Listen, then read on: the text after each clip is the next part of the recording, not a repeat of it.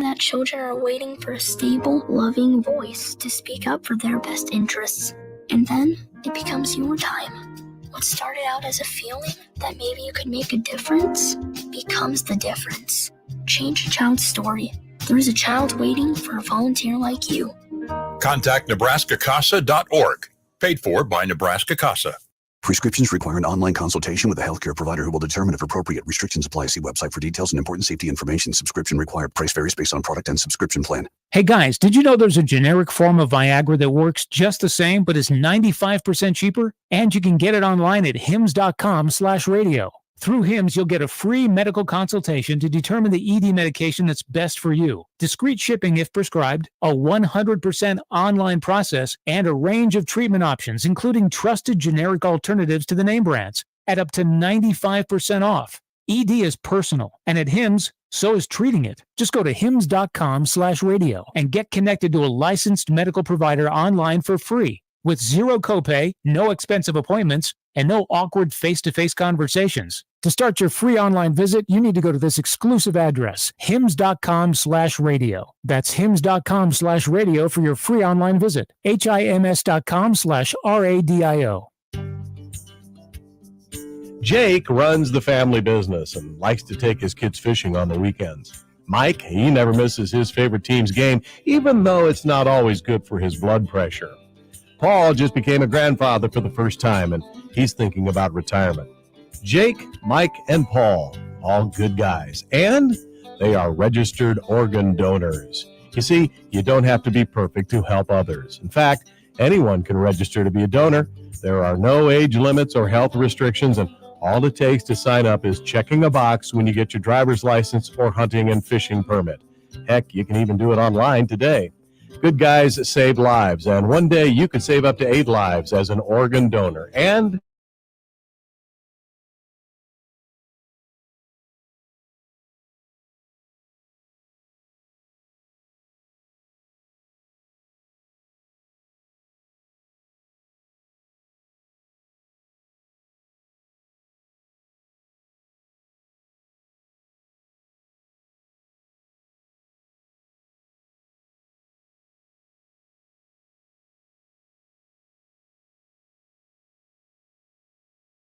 But with changes in routines, distractions, or a sleeping child, it can happen to anyone. Parked cars get hot, fast, and can be deadly. So get it in your head. Check the back seat. A message from NHTSA and the Ad Council.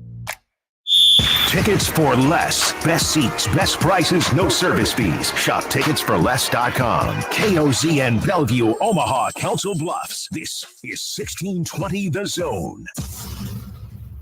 Crossover is crossover dribble. Sing for the crossover. Kyrie Irving, crossover in the lane. One of the most famous crossovers of all time. Behind the back, an ankle breaker on Chris Paul. Crossover. Double crossover. The crossover continues to evolve. All right, the crossover is powered by Everlow Concrete Repair in Omaha at Everlow Concrete. Yep. All right, so what is this show today? This show will be good until 1. And then Tigers, Royals. It's Scuba Reagans. Scuba Reagans. It's Scuba Reagans. It's my World Series. Cy Young Eliminator Day. This is the most excited I've been for a regular season game in quite some time. The Tigers are just excited that they might have a starter that could go into the 5th inning. Yeah, yep. They got one. And he's very, very good. If I remember, the Royals have had some decent success off of Scooble over the last couple of years. But we'll see.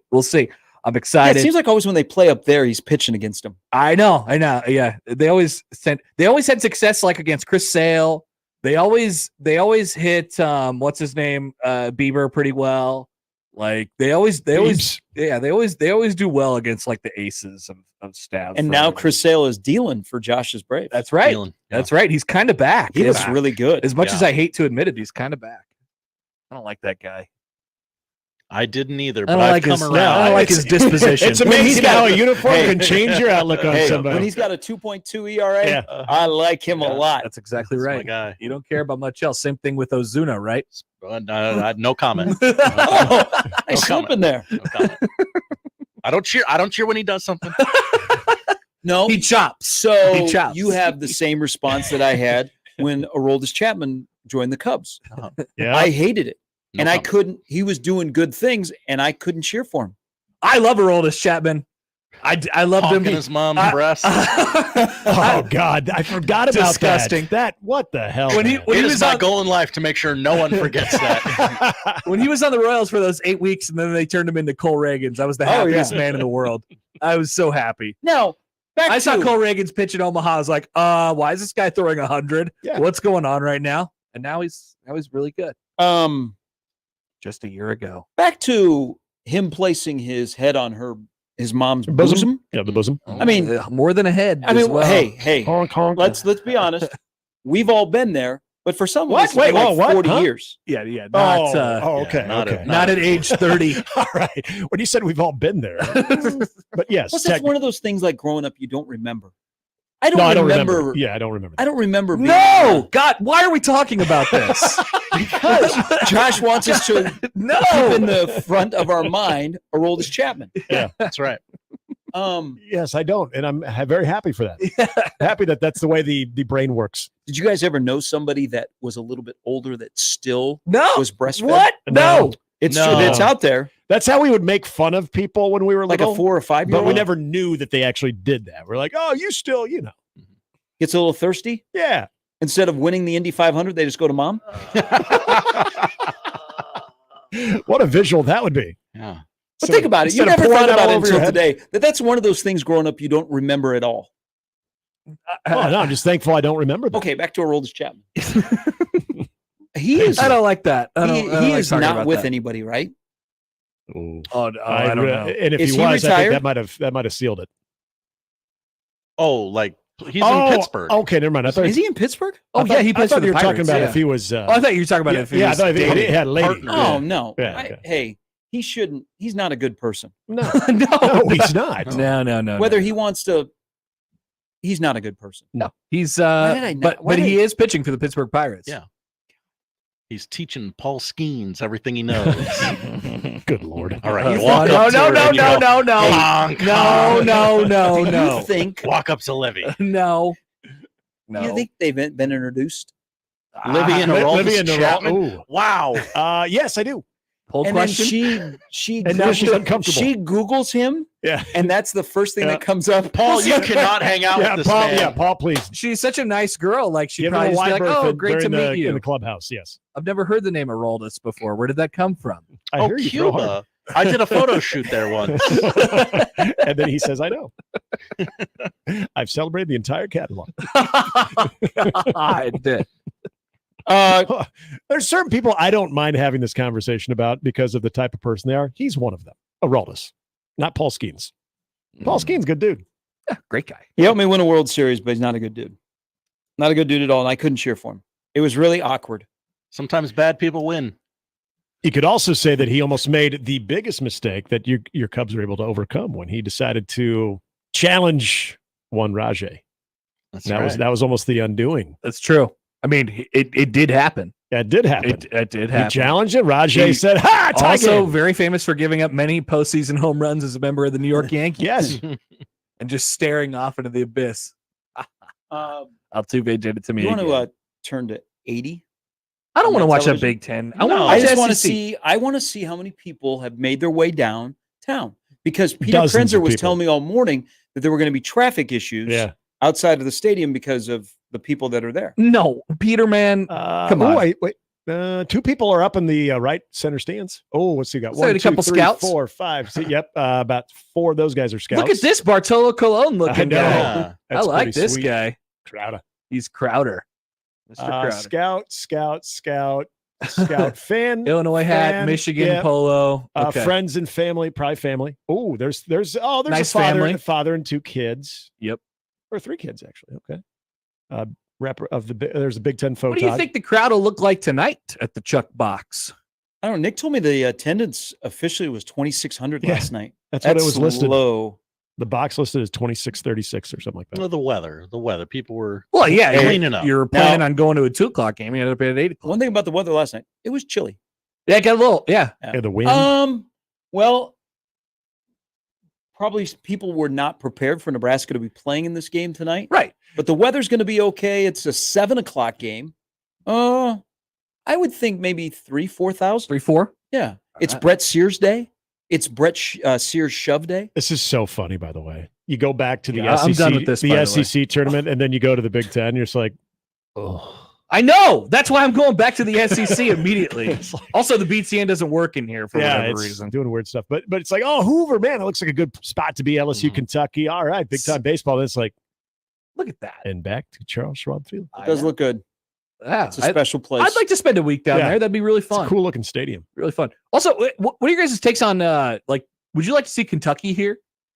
Kentucky, I'd be down with Kentucky. Kentucky's been one of those teams who's been kind of good for a while on the brink. They just haven't gotten over the hump. I think there's a special feeling toward those type of teams. East Carolina falls into that category. Yes. You just want to interview Mock Pope. I do. Omaha's own Mark Pope. I would love to talk to Mock Pope in the suites. Okay, so if you do, you got to ask him how he met his wife. How'd you meet your wife, Mock? Because she'll be there with him. And how long did he live here? How long? Not very long. Was he around Omaha? Very very limited in his stay here. He is one of the 16 Nebraska-born players to ever make the NBA. Not wild. Yeah. So he's also on that list of, oh, I didn't know you were from Omaha, and you're like, I lived there for a day. People say, hey, Mark Rick was an Omaha guy. Yes. Mm-hmm. Yeah. Wade Boggs was an Omaha guy. Yes. Another fun fact about Mark Pope. Mark Pope. Born on 9/11. Oh. 9/11 what? 72. Okay. Oh, yeah, that's obviously not 9/11 of 01. Yeah, he would be very accomplished in his young career. Yeah. He's done a lot. In his 23 years on Earth. Wow. My parents' anniversary is on 9/11. Yeah, who else are we looking forward to talking to? Yeah. At the College World Series this year. Tennessee will be here, so it's your next opportunity to get into Peyton. Wow. Yeah, the Peyton that was tough. The Peyton compound is closed off. I was excited that they let you us got through. real close. I actually talked to him, and he was, as I will continue to say, he was very polite. Yeah. We politely declined. We broke through the edges of the compound and actually got to Peyton before he declined now, the interview. What about Dabo and Clemson? You think Dabo Swinney has ever been to Omaha? No. Not to recruit? No. We will not get Ole Miss, because Ole Miss for the second straight year. No, they don't even make the tournament. Yeah, they're done. Sad. Very sad. We can get some Arkansas people up in here. We've talked to all of them by now. I'd like to talk to Sam Pittman, have a beer with Sam Pittman. Calipari. Yeah. Oh, there you go. I don't think Calipari has ever been here. You think he'll show up? I bet he'll show up. Cal would absolutely be here. He did a video a couple of years ago when Kentucky was in the Supers, and he was like awkwardly on a beach somewhere in Florida, and he was maybe under the influence, and he was like, I want to go to the World Series, and he was definitely going to do it. So I think he would like to do that, and I could see him actually doing a hit. I think Cal would do it. I think he would. Cal would do it. He doesn't have much to hide. It's all out there on Cal. Mm-hmm. What about the country's number one team if they make it here? The country's number one team is the Texas A&M Aggies. Trev will be here. Will be here. Johnny Manziel will be probably right there with Trev. Because all of a sudden, Johnny Manziel is a huge A&M athletic backer. He's everywhere. At the very least, Elko. I mean, Buzz. We could do Buzz again. I had Buzz a couple of years ago. Also, maybe under the influence. That's the best. Somebody hit a home run when you were talking to Buzz, right? Correct. Yes. If I remember correctly. Then he wraps his arms around me. He says, I need to keep you here, buddy. Let's rank this throughout all of us have had different radio careers and places where we've been. The drunkest person you've ever interviewed. Oh, God. Oh, man. Well, I mean, there's some that's probably gone under the radar. They're on the phone. They're doing their, I bet Brunt's is hammered during his weekly phone interviews. I know, and I don't know if I want to mention. You have to. Let's go. Well, it's a former Husker who is very good, and let's just say has family part of the current squad. Okay, interesting. Oh, I knew that because I sat next to him. Kidding. This was at the Mark. And I remember talking to him like, damn, he is getting after it. Nice. And you interview, and he was. You talked to Neil Smith. Why would you drag Dylon's dad like that on the radio? Was it Dom? No. That would be one. I mean, Dylan will probably be there, right? I mean, Dylan will Think probably of some be great there. former Huskers and one that is, in the community and has a son that's playing in Nebraska. Maybe interesting because I think we're all thinking about the same person. I don't know. Yeah, I don't know. But yeah, it was impressive. So would like TV and the internet break if Dylan and Adrian went to the College World Series together? Yeah, and then they called Dylan Dominic and they called Adrian Taylor. There's Dominic Raiola, apparently going to be the new quarterback. And then Kyle Peterson would have to explain that we're just making a joke for our Nebraska friends. Yeah. We know. And just get them both down there with Trev. Oh, Trev, yeah. of course. I mean, Adrian, the former intern of Trev. Yes. And then, of course, and normally the conversations while Trev was the athletic director at the basketball games were accompanied by Dylan. That's true. Because Dylan likes to talk to adults. They both know each other. The drunkest person, Jake Gensel. So we got him Nice. on the day, hockey dudes, the morning before their Stanley Cup parade started. Yeah. Oh, okay. This is the parade where he ended up passed out on somebody's like lawn furniture. Yeah. Yeah. But we had him on in the morning. Incredible. Nice. He had Brian slept. He was What did he say? differentiating between talking into the phone and just talking to maybe himself. That's fun. But it was great. If you go into it knowing like, hey, this is going to be a kind of a bleep show, you're prepared for it. And I remember that we said to him, you know what? This is great. You deserve it. And he's like, Thank Thank man. you. I love you, man. He said, I sure he said, do. Thank you. And it was almost like there was. Let me process that. It was almost like there was a Thank Pittsburgh you. Penguin PR person next to him. Like, Say thank you. Say thank you. Mine could have been Josh Odson. Yeah. Oh, after the natty? Oh, that's right. Yeah. You were drunk on champagne I was. in life? I don't think it probably was. I would hope not, but Ugh. I God am in bless the you. I am Thank in the you. running. Yeah, you're up there. That's good that you're on the list. You're in the conversation. Just want to be included in the convo. That's all. Thank you for saying God bless to Connor. Yeah, not Gesundheit. Not Gesundheit. Did you hear my story? I did. Oh, I did. I did. I wasn't a fan. I did. That's what that just sounded like. I did. Anti-Gesundheit? Didn't do much No. for me. So I was at Costco a couple of trips ago, and I sneezed. Not like a Sorry to make throw you your repeat this shoulder story. out sneeze, Uh-huh. but we were in an aisle where there were a family next to me, and in unison, the whole family said, "God bless you." Yeah, a bunch of weirdos. Together. Oh. I was kind of stunned. What were they dressed like? Well, okay, so they That's what I were asked. dressed normal, except for they had one kid who had a rat tail. That's how this conversation So it was started. kind of the outlier. So he might have been the middle child. Mhm. But I Did wanted he have to, a little bit of a twang? no. And as much as people, some guy said, were they Amish? No, they were not Amish. Oh, okay. I was They were not- wondering about that. Yeah, I mean, because that's what I would think. That's why I asked what they were But dressed. I don't know. like. Maybe they were just a very religious, wholesome Midwestern family. Sure. But I was stunned because all together on cue. Now, maybe they're just raised really well, but it's tough to get a God bless you these days. It is. People are afraid to bring up God when you sneeze. No, that's true. What Like if you it just say? canceled. What if you just say bless you? Yeah, that's fine. But isn't that a little self-righteous? You basically comparing yourself to God. You're like, well, I'm blessing you. You don't need God to bless you. I'm blessing you. It's like, whoa, someone's got an ego. I wouldn't here. think about it that much. Wow.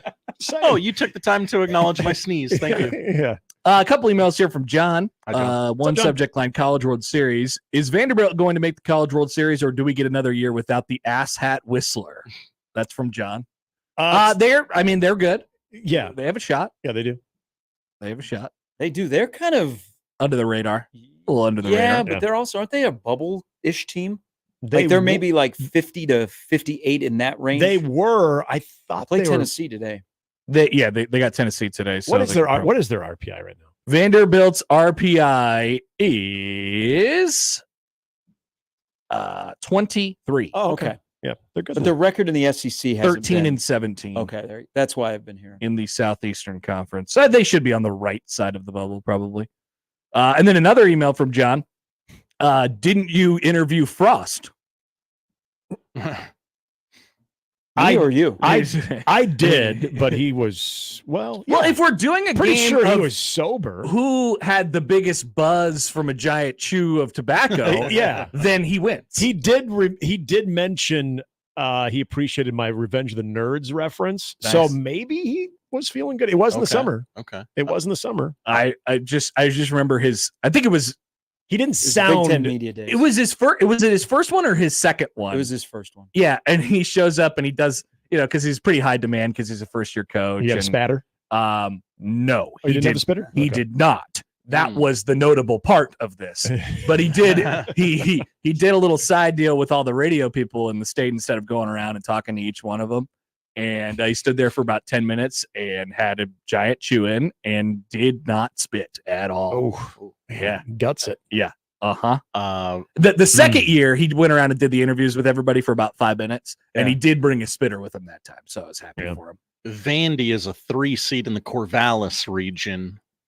San Diego would be your 2 seed. Oh, all right. So it could be a little bit of an upset if we see the Whistler. The Beavers are a good team. Oregon State could make it back here. Travis Bazana. We need that guy. Especially since he's going to be one of the top draft picks. Yeah, probably number 1 at this point. Probably number 1. Josh, you did not chime in on the drunkest person you've ever interviewed. I was trying to think of that. I think it would have to be a caller. Would it be a big red overreaction? Just name a random bad loss, big red overreaction. Yeah. that was a night game. Well, yeah. Just trying to think of one. I do remember listening to that show after they lost to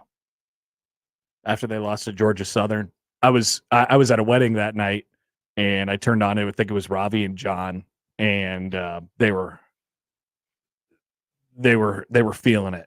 Gary, you were Northwestern Dublin, right? Yeah, yeah. That was Josh and myself. I remember listening to that. That's a tough one. That was a tough day. I think the toughest post game show, or maybe the most mad I've ever been after a game, having to do a post game show afterwards, was 2021 Illinois. I was like, what is this? Oh, the season opener. What is going on? Because that team was good. wait, was that the COVID year then? No, 2021. Okay, the season opener. Yeah, the season opener. Yeah. I was like, what happened? Yep. What happened in this game? Mm-hmm. And then it turned out to be like they kind of got everybody's graces back, and they beat like Fordham and whatever. And, well, yeah, Buffalo that year too, I believe, right? Yeah, Fordham and Buffalo. Yeah, and then they lost that game to Michigan State. They competed with Oklahoma, and then they lost that game to Michigan State because of that stupid punt return. The punt, and then it all started They never won again. The amount of close losses after they beat Northwestern, 56-7, which is wild. That team was good. They had a horrible coach. Amazing. It's not rocket 3-9. Are you with that team? 3-9. We don't talk about this enough. I know. That team should have won 8 games. Ugh. Yikes. Oh. Yep. Good times. There's some good post game shows that year. Yeah. After a while, you just they kind of become the same. Here's Steve. Here's Mike. Got numb to it. Well, then you get angry. Well, we come to find out last year that our 24 our always leadoff caller, Don, I think maybe. Oh yes. He passed away. Yes, he did. Before last season, and his wife called in after one of the games and said, "Just wanted to let you know that this happened." I'm like, my goodness. Yeah. Tough. When things might be turning around. Sad. Very, very sad. Question here for the room. Question for you. So I'm up to 8 graduation parties that I have invitations to on Saturday. Wow. Parties? What are you doing? What? I have friends that are that age that they have sons and daughters that are graduating. All right. I've only got 2. I haven't been to a graduation party in years. So like 3 of them are, I don't know the kid. I know dad or mom. Yeah. But I don't know the kid. One of mine is exactly the same way. Mail check. Just go over there, eat some pulled pork, and don't get anything for the Well, kid. I will admit I have based it on where they're having it at. Some are having it at establishments. Some are having it in their backyard. And I've been to their backyard before, so that like rises up the list. Yeah. But you just said send them a check. Everybody is, if you go, you have to bring a. Screw that kid. I feel like if you show up, You should I bring would think something. because of your status, whether it be perceived or actual, you would need to bring something. Yeah. I feel like if you're present, Wow, local celebrity Gary Sharp came to our party and didn't bring you. Hey, anything. I'll tell you this one because people still talk about this. I know we do. When my friend got married and Chris Klein and Katie Holmes were at the wedding, the only person out of that friend group that did not bring a present for them was Chris Klein. And given his status at the time, they could have afforded a really good present. His present was his presence. That's what he was thinking. And that's what we all thought, like, oh, because you graced us with your presence. Now you've got so a story to Gary, tell. you don't want to be that guy. You don't be like, yeah, well, Gary Sharp just showed up, didn't bring anything. Katie Holmes, though? Yeah. I mean, it was cool. I She feel should have like thought about I feel that. like Katie would have said we should bring a gift. I thought so too, because it turned out she was very, very nice. Yeah. Yeah. You met Katie Holmes at a graduation She party? liked my best man speech. She told me. She told me. That's awesome. Yeah. She's a lot taller. In Did you get a person, selfie with her? No, this is before selfies. Did you at least get a picture? No. Is there something on a digital camera somewhere? There probably is, yes, on a Okay. digital camera somewhere, yes. Like But, photos from the wedding? You know, they had a wedding where photographer? we're like So you and Katie Holmes just like, like chopping it up. Yeah. So I'm Katie Holmes 5'9". I do Yeah, show up with stuff, but I she's have tall. been scorned because I used to give Starbucks gift cards to No. graduating. Not Why enough. is that not a bad gift? Let me just shot that down. A, the kid wants No. cash, and B, you're Gary bleeping Sharp. Just No, give no, the no. kid $50. You know? $50? Yeah. What if I don't know the kid, but I know the parents? Well, that's nice. You know, $50. It's $50. Put it aside. I'll be out $400 on Saturday, Just Venmo the parents. and half these make kids, sure this goes half to these the kids little won't one. even finish college. That's true. I would say probably more than half. That's not your problem, though. I don't know the reference here, but Sean says Gary can bring his nasty frosted cookies. What does that mean? It's one of the greatest things that I've ever done. So I went to a party at someone's house that used to work here, and I remember this story. Please continue, please. So it was a party that included dudes, and there were some ladies there. It was actually to watch a Terrence Crawford fight. And I showed up at his house. He happened to live off of Maple next to a large Hy-Vee. And I'm like, I'm going to stop here. I'm going to get some drinks. And, when you walk in, one of the greatest inventions of all time at Hy-Vee or any other place is the frosted cookie. No, I disagree, but okay. I think just the regular cookie is It's good. one of the more popular things ever at a party. Yeah. Well, like you open up the frosted cookie container and those things are gone immediately because they talk to you and you can't say no. So I thought, what a great idea. And I have never lived this down that I brought frosted sugar cookies to a party at this man's house who he reminds me of it. And so do all of his friends and now all of our listeners. Now, where I went wrong is not all my beer got drank. And so I took it. Oh, you took it back. Yeah. You got to leave it there. Yeah, that's a college thing. I mean, you take it with you when you're in college, but It's a yeah, gift for the house. I think once you're over the age of, I would say 30, But here was my reason. You leave it. I was the only one that was drinking it. It doesn't, So- it doesn't It matter. doesn't matter. You brought it for the party. Yep, it doesn't matter. You brought it for the party. If you bring a bottle of wine, they never get to it. The wine stays at that How person's did you house. carry it out? I just went to their fridge and Did you start? Did you start? Did you start putting it back in the box? In your hands? Was it already in the box? Was it in the box? Okay, so then you just took I just took the box. the I half took, drink box. So I Well, did 'cause this. You know what that looks like then. It looks like you're literally stealing yeah, it beer does. from the It party. looks like you're going into the fridge and grabbing some. So of the beer. I man, took really a like that. bottle out. I put it in their fridge, and I took the rest under my arm and walked out. So you left a bottle in there. Yes. Oh well, that changes everything. Josh, No, it ask that doesn't. question It really again. doesn't. Josh, ask that question again. Ask that question. How many did you take? 9. Jesus. You drank 2? Well, because I was drinking other beer. Other people's stuff. Yeah, but I Oh, noticed. so you're drinking other I people's noticed stuff, that and then you people take were yours. not drinking. So I'm like, How it's long just did gonna- the party go after you left?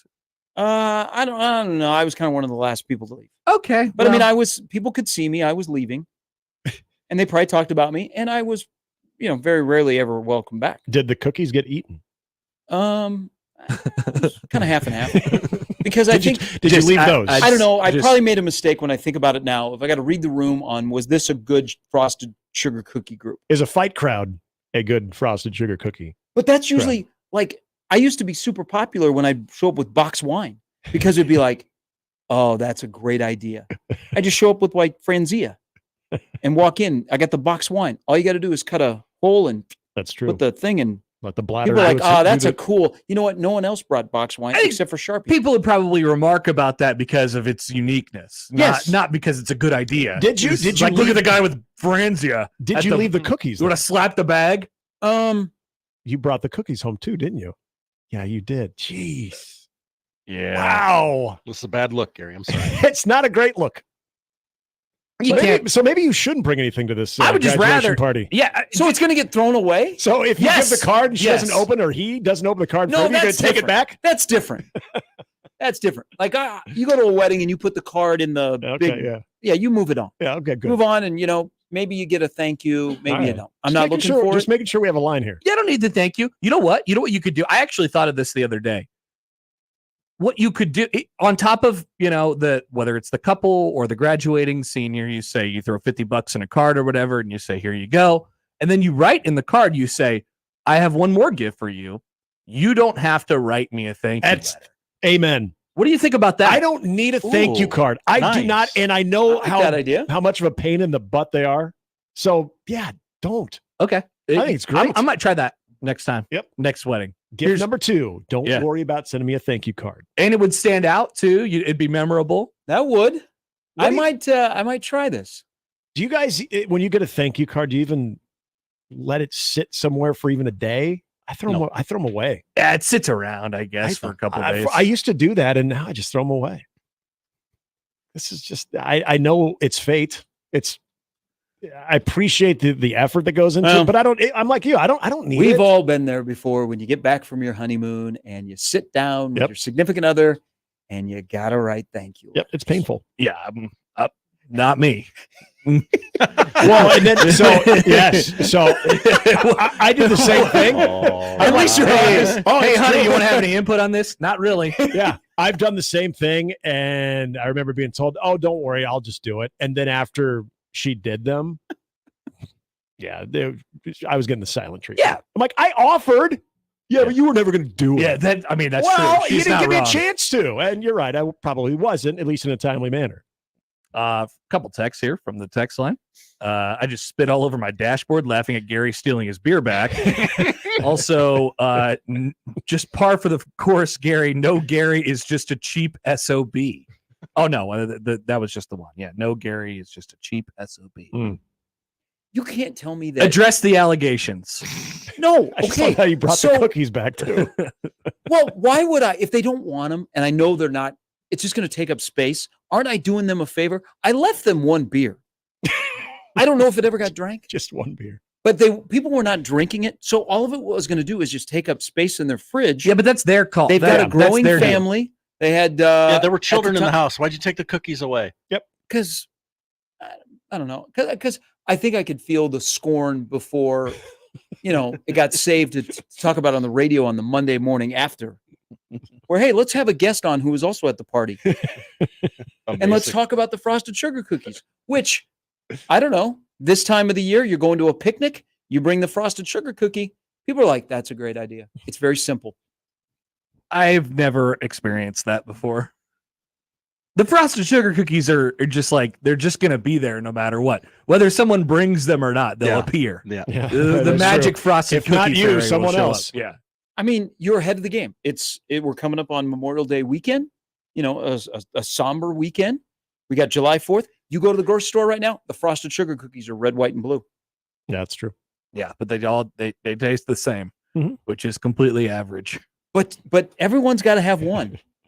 And it's all of a sudden that's gone. I mean, when you're going to a thing like this, isn't the goal to have your item run out first? Sure. I mean, you feel good about the contribution. Yeah, I would agree with that. You feel like, damn, I think I brought a crowd favorite. How I approach it usually is I will want to put my own spin on it in some way, shape, or form and say, this is a weird party. Why is there a bag of jalapeno chips here? was like because Connor liked him. And that's that's kind of unique. I like you're a good party guest. You're a third person party guest.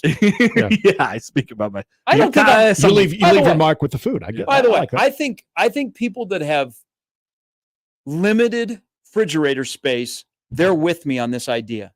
We don't like what you brought, and all of a sudden we're going to throw it out, but we're not going to do it in front of you. I mean. Jason asked a good question just before we get you out of here. What is the point of leaving one? Just to remind them that you took what you originally brought? I was here. What is the point of bringing? Actually, so now I'll admit it now. So it was like, in case they didn't, I was able to walk away without anybody noticing that I was taking it. At least it looked like, oh man, that was a popular beer. And there was only one left. Yeah, but everybody sees you stumbling over in the front yard with your 9 beers in your hand. Hearing clinking going back and forth because you went with the bottles. Let's just say back they pull it up on their ring camera. You wanted to hijack the narrative on your beer? Like, what the hell did he just steal? I pull it up on my ring camera in the day, later. It was probably not the most well thought out. At the time, I thought this was normal. Well, now you have some. And you really liked that beer, right? Huh? You really liked that beer. Did you drink all the beers? Yes, I did. Okay. All right. What was the beer? Huh? What was the beer? Yeah, it was like a Boulevard. It was like Tank 7. Okay. Oh, that's big time. Yeah. I wasn't in 12 a Tank Tank 7s will cost you a lot of money. Yeah, well, I had especially as a 12-pack. I did not worry about that because they were paying for the pay-per-view. Yeah. So and then you took all their beer back. It was not their beer. It was actually my beer.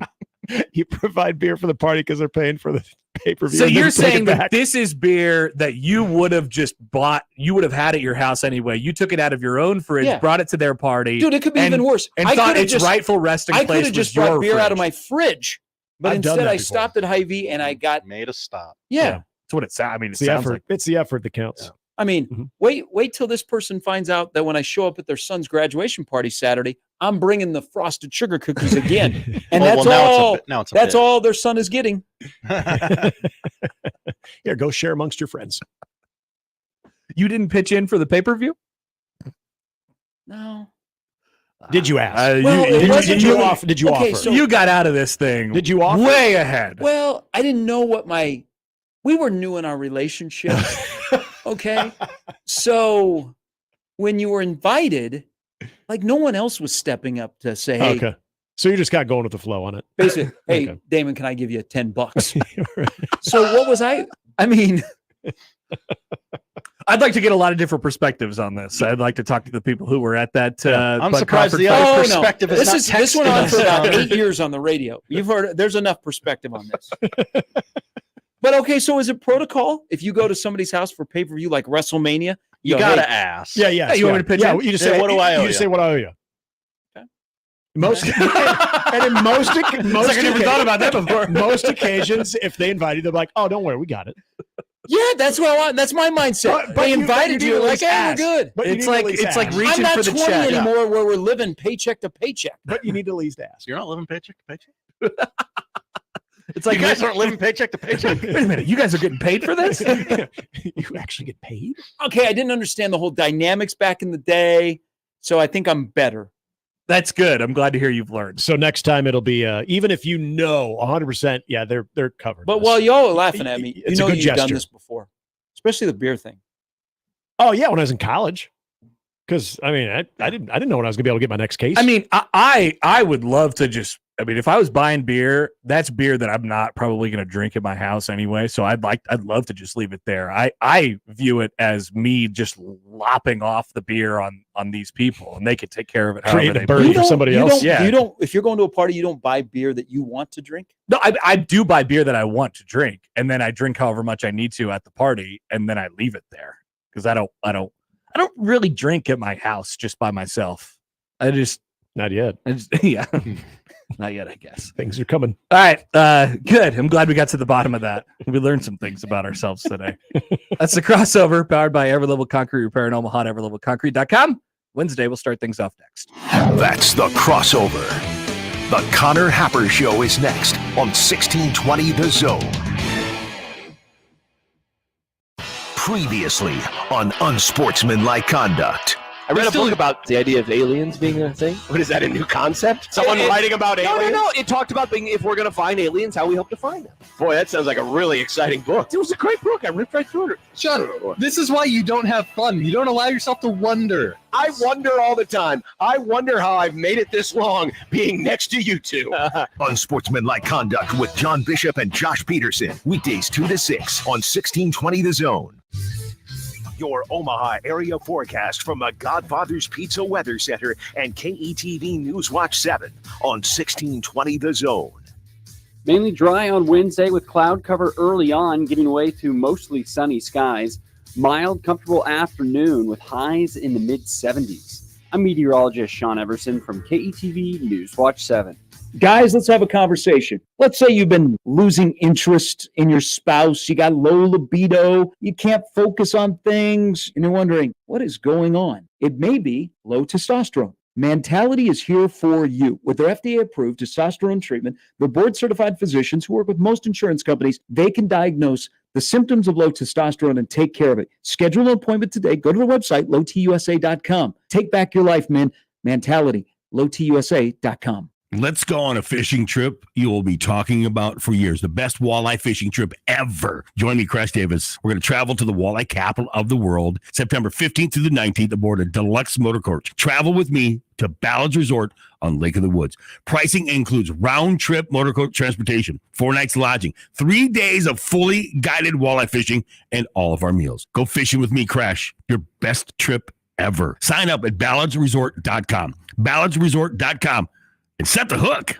Eric was way behind on his taxes. I owed a lot of money to the IRS, almost $15,000. I tried to make payments. The IRS wasn't satisfied with Eric's efforts, so they came after him full force. They're coming to put a lien and a hold on all my income, my home, my car. I was just overwhelmed at what to do. Then Eric called Optima Tax Relief. When Optima Tax got involved, the calls would stop, the threats would stop. It was easy like 1, 2, 3. Optima Tax Relief is A+ rated by the Better Business Bureau, and their team of expert tax professionals took care of Eric's problem. I owe $15,000, and now my debt is clean. I don't owe anything. Take Eric's advice. If you have a tax problem, you need to call Optima Tax now. Call Optima Tax Relief for a free consultation. Call 800-348-0269. 800-348-0269. 800-348-0269. Optima Tax Relief. Some restrictions apply. For complete details, please visit OptimaTaxRelief.com. Why'd the kid jump off the boat? I don't know. Why? Peer pressure. Oh. Good one, Ned. Ned isn't funny, but Ned owns a boat, and you don't. So every time Ned tells another one of his unfunny boat puns, you're going to laugh loud and keep on laughing until you get a boat of your own. A pier where you put a boat. Yeah, I get it. And when you do get a boat of your own, make sure you save money by bundling it with your home, auto, or other vehicles with Progressive. Progressive Casualty Insurance Company affiliates and other insurers. Not available in all states. Would you just give your house key to criminals? Having your personal information on the internet is like giving a thief the key to your home. They can take everything that's valuable to you anytime. But JoinDeleteMe.com can help you protect yourself. Online data brokers compile information about you and sell it to people who could ruin your life. But JoinDeleteMe.com scours the web, removes the personal information you don't want seen, and prevents data brokers, scammers, identity thieves, even political enemies from getting personal information that could hurt you, your family, or your reputation. You'll get regular reports detailing what they find and remove. And JoinDeleteMe.com isn't AI. It's real people working to keep your data safe. Keep your private life private with JoinDeleteMe.com. Today, get 20% off your Delete Me plan when you go to joindeleteme.com/deal and use promo code DEAL at checkout. Go to joindeleteme.com/deal and enter code DEAL at checkout. That's joindeleteme.com/deal, code DEAL. Many people go back to the dealership out of habit or because they think the dealer is the only one who knows how to fix their car. At Omaha Car Care, we offer a better option. We have ASE certified technicians, the technology to service any vehicle, and free loaner cars. The dealer will sell you a package of services.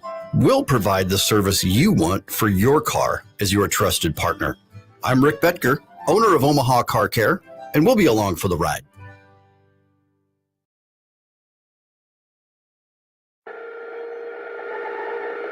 It's the Connor Happer Show. Are we sure we want to do this? Could you, make an announcement that we're ready? It's the Connor Happer Show on 1620, The Zone. All right, welcome in. Happy Wednesday. It's the Connor Happer Show here on 1620 The Zone and on 1620thezone.com. Connor Happer, Josh Odson with you. Happy Wednesday. We got the SEC baseball tournament going on right now. We got Reagan Scooble at 1 o'clock if anybody's interested in the playoff-bound Kansas City Royals. I'm very interested. Yeah. Cy Young Eliminator. Just a quick note for those of you who are watching us on YouTube today. I don't know. I think we're having problems with our internet. Yeah. So we're looking a little. Just a big, high-powered media company. We can't possibly have internet that works. Hey, sometimes you run into problems, and you work to get them fixed. And I think that's what's going on behind the scenes. A lot of problems in the building this week. Right now. So let's quickly here set up the show. Mitch Sherman will join us at 11:30. He'll be fresh off of talking to a few Nebraska football staffers behind the scenes. Another round of those interviews today going on at the moment. So we'll talk to him at 11:30. Robin Washut will join us at 1 o'clock. Maybe some Nebraska basketball roster movement pending. We'll see. We'll talk to Robin at 1 o'clock this afternoon. And it's Wednesday. Tweet bag will be headed your way. So send us a tweet at Happer Show, at Connor Happer, at producer_Josh, or the J Tech Construction Zone Twitter feed. You can call or text 402-951-1620 on the 42 Degrees of Source hotline. You can email Connor, Josh O at 1620thezone.com on the Equitable Bank Zone inbox. Or, of course, leave a comment on our YouTube, which looks great and is definitely working. John writes in. Hi, John. He says, I thought it looked a little grainy, or I need to get my eyes checked. Nope. Don't get your eyes checked. Don't do that. We don't want you out there, cutting into that HSA, just no. Yeah, we got some slow internet today, that's all. So we're working through that right now. So you can leave comments, questions, at any of the places that I just listed there, and we will find them on the tweet bag coming up at noon. Elsewhere on the show today, we'll discuss Nebraska baseball's latest foray into midweek failures last night. We'll talk a little bit about the NFL schedule. I do want to jump back, and we never got to that South Stadium topic because of the weather yesterday, so we could jump in that. And of course, we have the Penn State news from yesterday, which they're not afraid to dive in and throw some money at a new stadium project, which sounds pretty cool, if we're being honest with you. We had some NBA last night. Sure did, Connor. It was great. Everybody loved it. The Boston Celtics won as they were expected to do. In the fashion that they were expected to. And that is all that matters. That's definitely all that matters. Doesn't matter what it looks like. For sure. Definitely. No fear, Connor. I think that, in my opinion, the NBA Finals already happened. They happened. The playoffs are over. Why are we still playing basketball? I don't know. It's a great question because where was the Larry O'Brien? Neither of the teams that I saw last night deserve to win a championship. That's for sure. Or have the opportunity to play for a championship. You guys can go home now. Season's over. The finals already happened. Lots of finals MVPs shoot 2 of 8 from 3-point range and miss bunnies with the seconds left in the game. Also, a lot of people having comments on fouling up 3 last night. LeBron would want, if it was up to him, he'd do it every time. So would many people after seeing the result. People trigger me with that stuff, man. We got revisionist history all over the place. I get it. We'll talk about that, I guess, throughout the show. And remember my theory from earlier this week when I was Charlie Day putting the yarn together? It was just on Monday, right? Mm-hmm. Might Nebraska be getting a Friday night home game this year?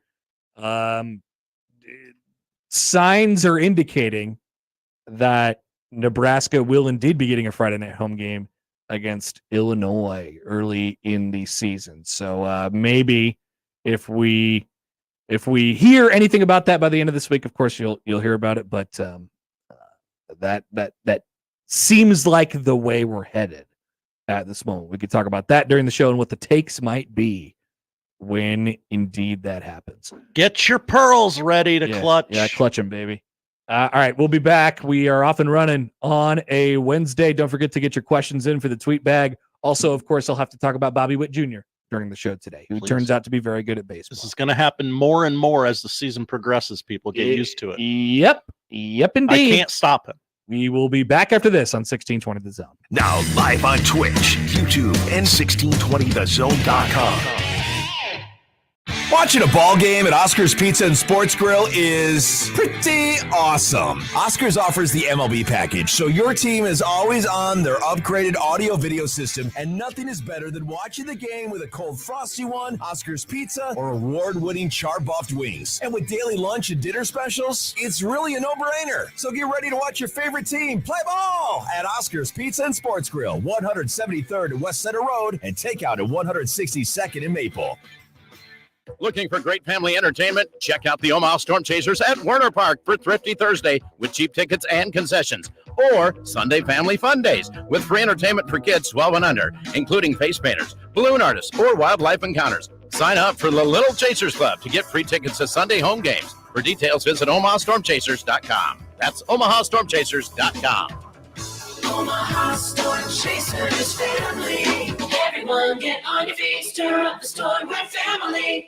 Got the happy hour blues? Get to Kopp's for happy hour relief with 2 happy hours from 3 to 6 p.m. and 8:30 p.m. till close Sunday through Friday. Kopp's serves 24-ounce domestic drafts for just $3 and 24-ounce craft drafts for only $4, plus $2 off appetizers. The restaurant that offers great pizza, burgers, and tasty charred wings now offers 2 great happy hours. Visit Kopp's today at 180th and Center, the Shadow Lake Town Center, and 72nd and Jones, or click KoppsPizza.com. Kopp's, pizza, and so much more. Equitable Bank. We take banking personally. EquitableOnline.com. Hi, this is John Bishop. Since the day I got my driver's license, I've had a check next to the organ and tissue donor box. It's a selfless gift because healthy organ donors can save up to 8 lives. And with tissue donation, dozens more can get the gift of sight, and burn victims can get life-changing skin grafts. Anybody can register, and there's no cost to you or your family. Check that organ donor box next time you renew your license, or visit goodguysavelives.com. Learn more about organ and tissue donation today and see how you can save 8 lives at goodguysavelives.com. My friends swim no matter the season, but my moderate to severe plaque psoriasis can sometimes take me out of the moment. Now, thanks to Skyrizi and clear skin, count me in. With Skyrizi, Risankizumab Riza, a prescription-only 150 milligram injection for adults who are candidates for systemic or phototherapy. 3 out of 4 people achieve 90% clear skin at 4 months. Don't use if allergic to Skyrizi. Serious allergic reactions and an increased risk of infections or a lower ability to fight them may occur. Before treatment, your doctor should check for infection and tuberculosis. Tell your doctor if you have an infection or symptoms such as fever, sweats, chills, muscle aches, or cough, or if you plan to or recently received a vaccine. Thanks to Skyrizi, there's nothing on my skin, and that means everything. Ask your doctor today about Skyrizi, the #1 dermatologist-prescribed biologic in psoriasis, and visit skyrizi.com or call 1-866-SKYRIZI to learn more. Prescriptions require an online consultation with a healthcare provider who will determine if appropriate. Restrictions apply. See website for details and important safety information. Subscription required. Price varies based on product and subscription plan. Hey guys, did you know there's a generic form of Viagra that works just the same but is 95% cheaper? And you can get it online at hims.com/radio. Through HIMS, you'll get a free medical consultation to determine the ED medication that's best for you, discreet shipping if prescribed, a 100% online process, and a range of treatment options, including trusted generic alternatives to the name brands, at up to 95% off. ED is personal, and at HIMS, so is treating it. Just go to hims.com/radio and get connected to a licensed medical provider online for free, with zero copay, no expensive appointments, and no awkward face-to-face conversations. To start your free online visit, you need to go to this exclusive address, hims.com/radio. That's hims.com/radio for your free online visit. hims.com/radio.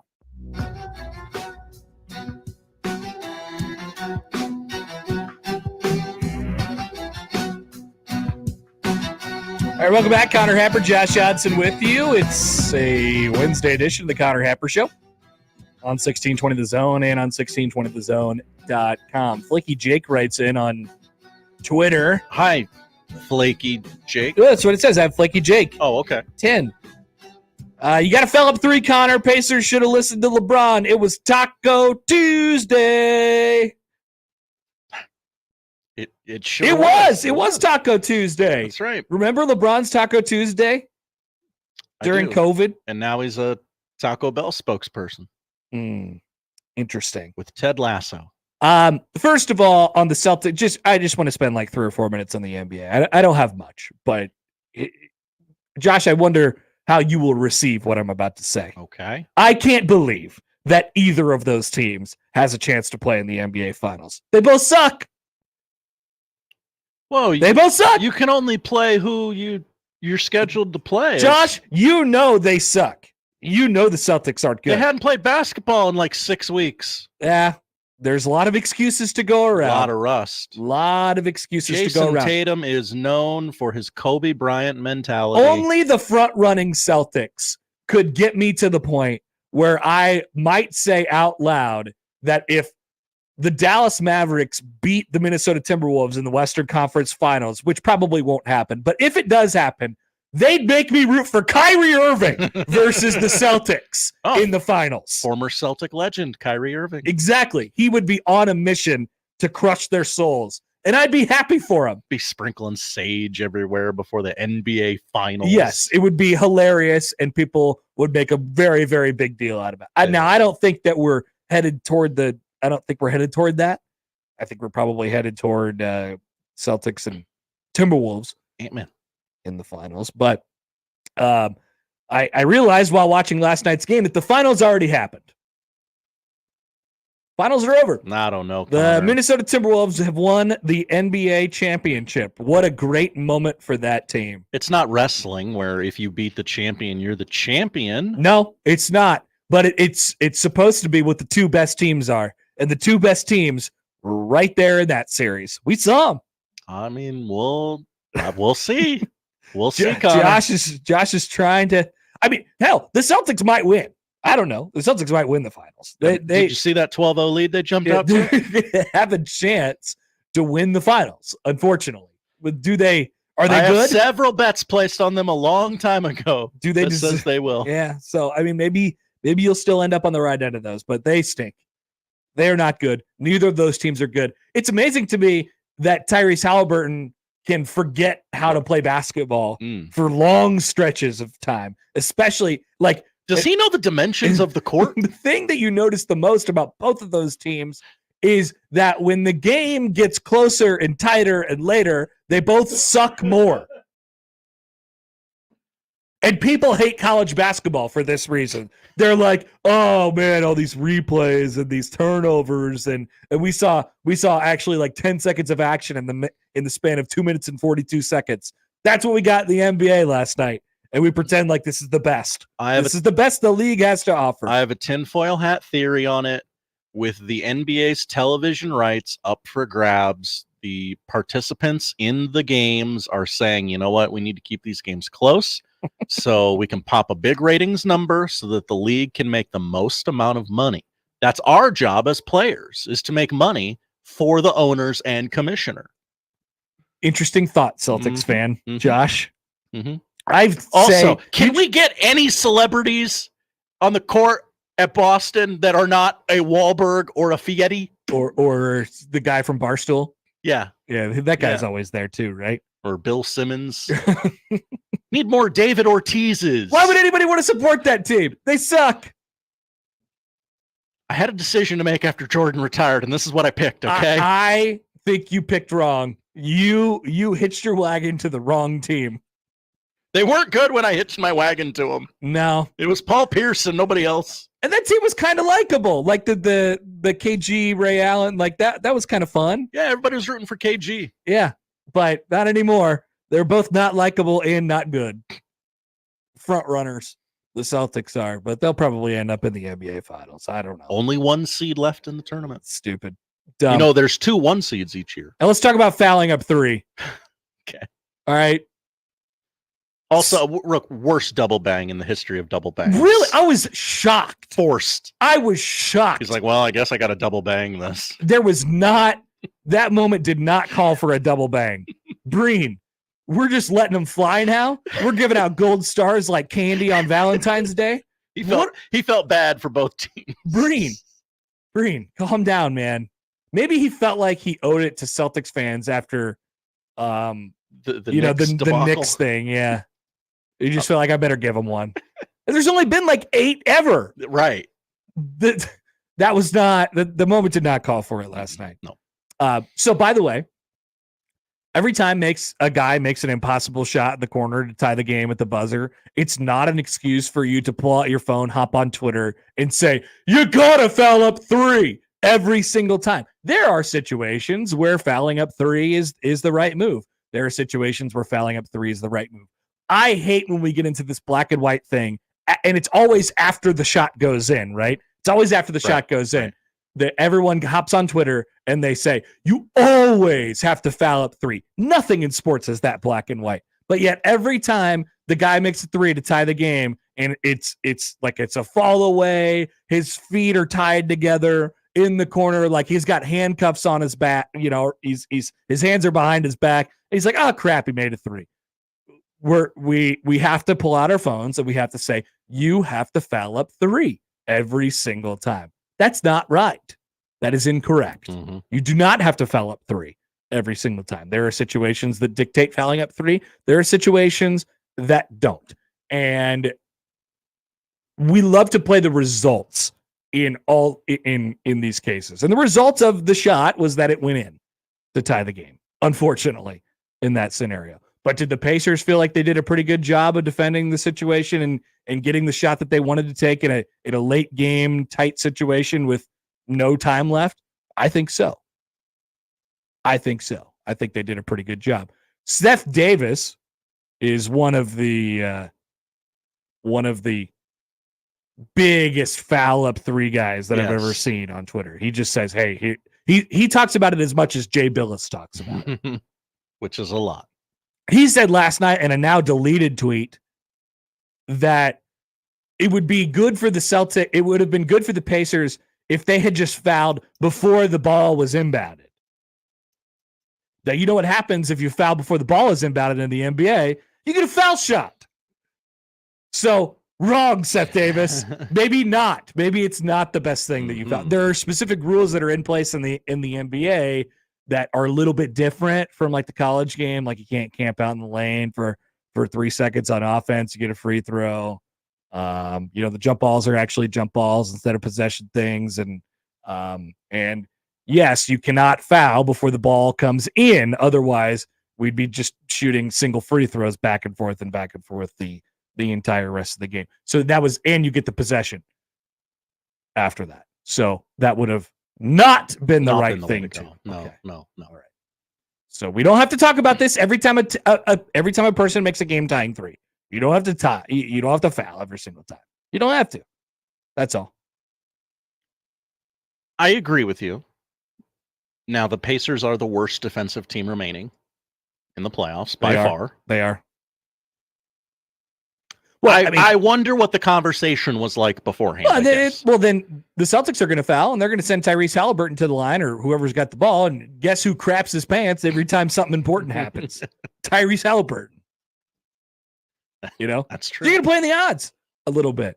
Andrew tweets in. Hi, Andrew. He says, I think Kyrie beating the Celtics would make him so happy that he'd hop on a boat and sail right off of this side of this flat earth.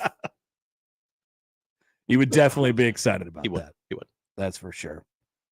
So there's my takes on the NBA. Both those teams stink. And I was sad watching the game last night. I thought it was a farce. I thought it was a farcical basketball game. I would take a farcical championship. Yeah. You take what you can get, much like the Lakers took their Mickey Mouse ring in the bubble. Because the bets I have placed are not farcical. No. Those are very real. Those are real. You get what you get. I don't need a champion that withstands the test of time, Connor. You just need the champion. I just need the shirt that says champions. West Final Game 1 tonight, 7:30 in Minnesota. Minnesota! Who has declared today Wolves Back Day. Wolves Back Day. And if you read the government proclamation, where all the whereases come in, The first letter of every line spells out "bring your ass." Amazing. Minnesota's doing it right. I'm excited. I'm excited for Minnesota. They're probably the best team in the NBA. I hope they win. I hope we get the result that we desire based off of them being the best team in the NBA. I hope Chuck tells us where in Minnesota he ate. Yeah, me too. Me too, actually. I hope they keep now that we're getting more and more official on the whole TNT thing exploding, they're going to go all the way in, I think. Yeah, they still have a season left, mind you. But they are not acting like it. No. Do they know they have a whole season left? I don't think so. I think they think it's all over as we get closer and closer to the to NBC bringing back Round Ball Rock. And a new version of Round Ball Rock. John Tesh has already admitted he went into the lab. John Tesh said he was going to go and re-record it. Yeah. Not that it was going to be like this, dubstep version of the club music. There might be a tweak or two, though. There might be. He said, and he said he was going to leave the middle open in case anybody wanted to make remixes and stuff like that. Oh, yeah. I thought it. Who did he do that interview with? Le Batard. Yeah. Right? Yeah. I loved seeing John Tesh. I like that John Tesh is, out and about right now. And I like that Round Ball Rock. We're just talking about it all the time. It's the only thing we can think about with basketball, just Round Ball Rock. He licensed it to Fox. Yeah, that's right. He still owns it. It's still John Tesh's. He can sell it to whoever he wants. Baby. All right. We will be back and we'll talk about Nebraska baseball's fart bomb last night at the Big Ten baseball tournament. Many people are asking, why wouldn't you start your ace in the first game of the Big Ten baseball tournament? I was thinking that, yes. Okay. We can discuss that coming back. I'm not as up in arms about it as most are. But I'll say my piece on that. But I'll also say something else about Nebraska baseball. And their play at the Chuck Box this year. It hasn't been good. We'll come back with that next on 1620 The Zone. Live from the Host Coffee Studio, this is 1620 The Zone. Prices have never been lower, and the savings have never been bigger. It's the 42 Degrees Memorial Day sales event with new lower pricing on our entire selection of premium Delta. Buy one, get one on select disposables. Plus cannabis and Kratom deals worth celebrating. 42 Degrees, your dispensary for top-tier cannabis, second to none product selection, and exceptional service. 42 Degrees, buy your mom's house. Hey, you hear that? That's the sound of loose change in your pocket reminding you to buy a 99-cent medium fountain drink from Casey's. So the next time you hear this, you already know where to go. 99-cent medium fountain drinks. It's not crazy. It's Casey's. Are you the decision maker in your company? Consider this. For the first time in decades, there's a better option for a corporate card and spend management platform. Meet Ramp, the only corporate card and spend management system designed to help you spend less money so you can make more. Most corporate credit cards offer points as incentives, but those points amount to less than their worth in real cash value. Ramp's business cards offer you cash back, real money in your pocket. Plus, you control who spends what with each vendor. And Ramp's software collects and verifies receipts automatically, which means you'll stop wasteful spending and close your books in hours instead of days. Businesses that use Ramp add up to 5% to their bottom line the first year. If you're a decision maker, adding Ramp could be one of the best decisions you've ever made. And now get $250 when you join Ramp for free. Just go to ramp.com/sports. Ramp.com/sports.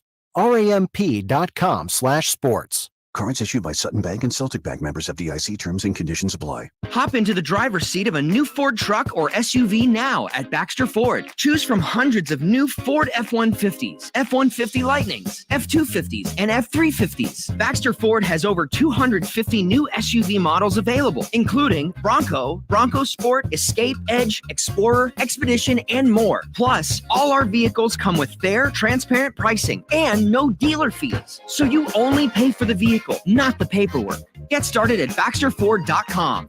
Host is roasting every morning. Host Coffee Services is on a mission to invigorate every workplace with a blend of bold flavors and unforgettable service, creating moments with our coffee, water, and food services that spark joy, productivity, and connection. Call us today. Proudly serving Nebraska since 1972. Host Coffee Services is always roasting something good for you. If you're a veteran or know a veteran who's having thoughts of suicide or experiencing a mental health or substance use crisis, the Veterans Crisis Line provides direct connection to free, confidential, and compassionate support. Dial 988, then press 1, and you'll be connected to a trained crisis counselor who will listen, provide support, and connect you to additional resources if needed. Thank you for your service. We owe you our support. Dial 988, then press 1. Sponsored by the Nebraska Department of Veterans Affairs, aired with the Nebraska Broadcasters Association and this station. Attention baseball fans, are you ready for the ultimate college baseball championship experience this summer? Tickets for Less is giving you the chance to win big with their CWS VIP contest. One lucky winner, you're going to score 2 tickets to Game 4 of the CWS on Saturday, June 5th at 6 p.m. Plus, you'll get 2 all-inclusive VIP tailgate passes and a parking pass. Don't miss the shot at an unforgettable game day experience. Enter now at ticketsforless.com/contest for your chance to win the ultimate prize. That's ticketsforless.com/contest. The winner will be announced once the field is set for the series. What's holding you back from learning the language you've always wanted to speak? Too hard. Takes too long. Not with Babbel. Babbel's lessons take just 10 minutes a day. 10 minutes isn't long. Nope. And they're fun. Fun isn't hard. Right.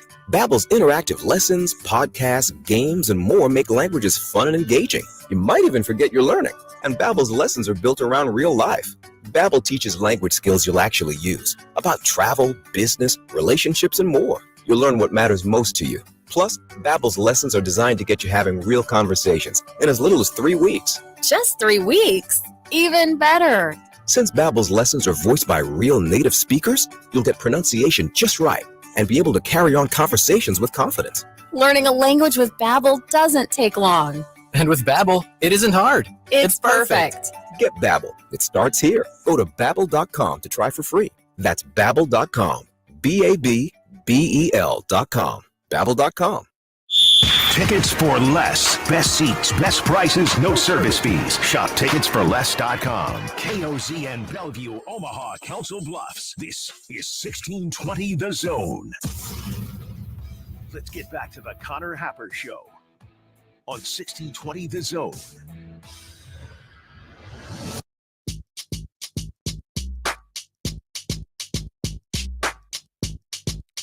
Penn State 1, Illinois 0 in the top of the 4th downtown at the Chuck box.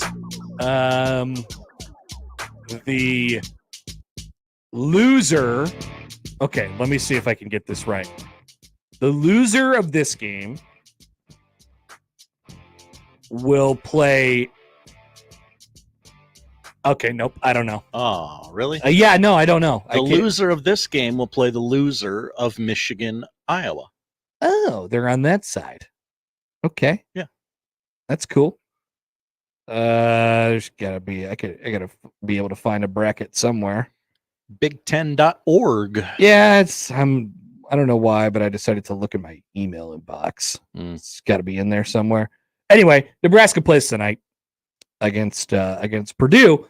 But before that, we have to talk about the disaster that was a night ago for Nebraska baseball. Losers by the final count of 15-2 last night in 7 innings. So yeah, Connor, they didn't even play the whole game. Nebraska was poised to make a comeback, and they were not allowed to. They decided that the rest of the game would not need to be played, that they had already found a winner, and it was Ohio State after getting 8 runs in the 4th.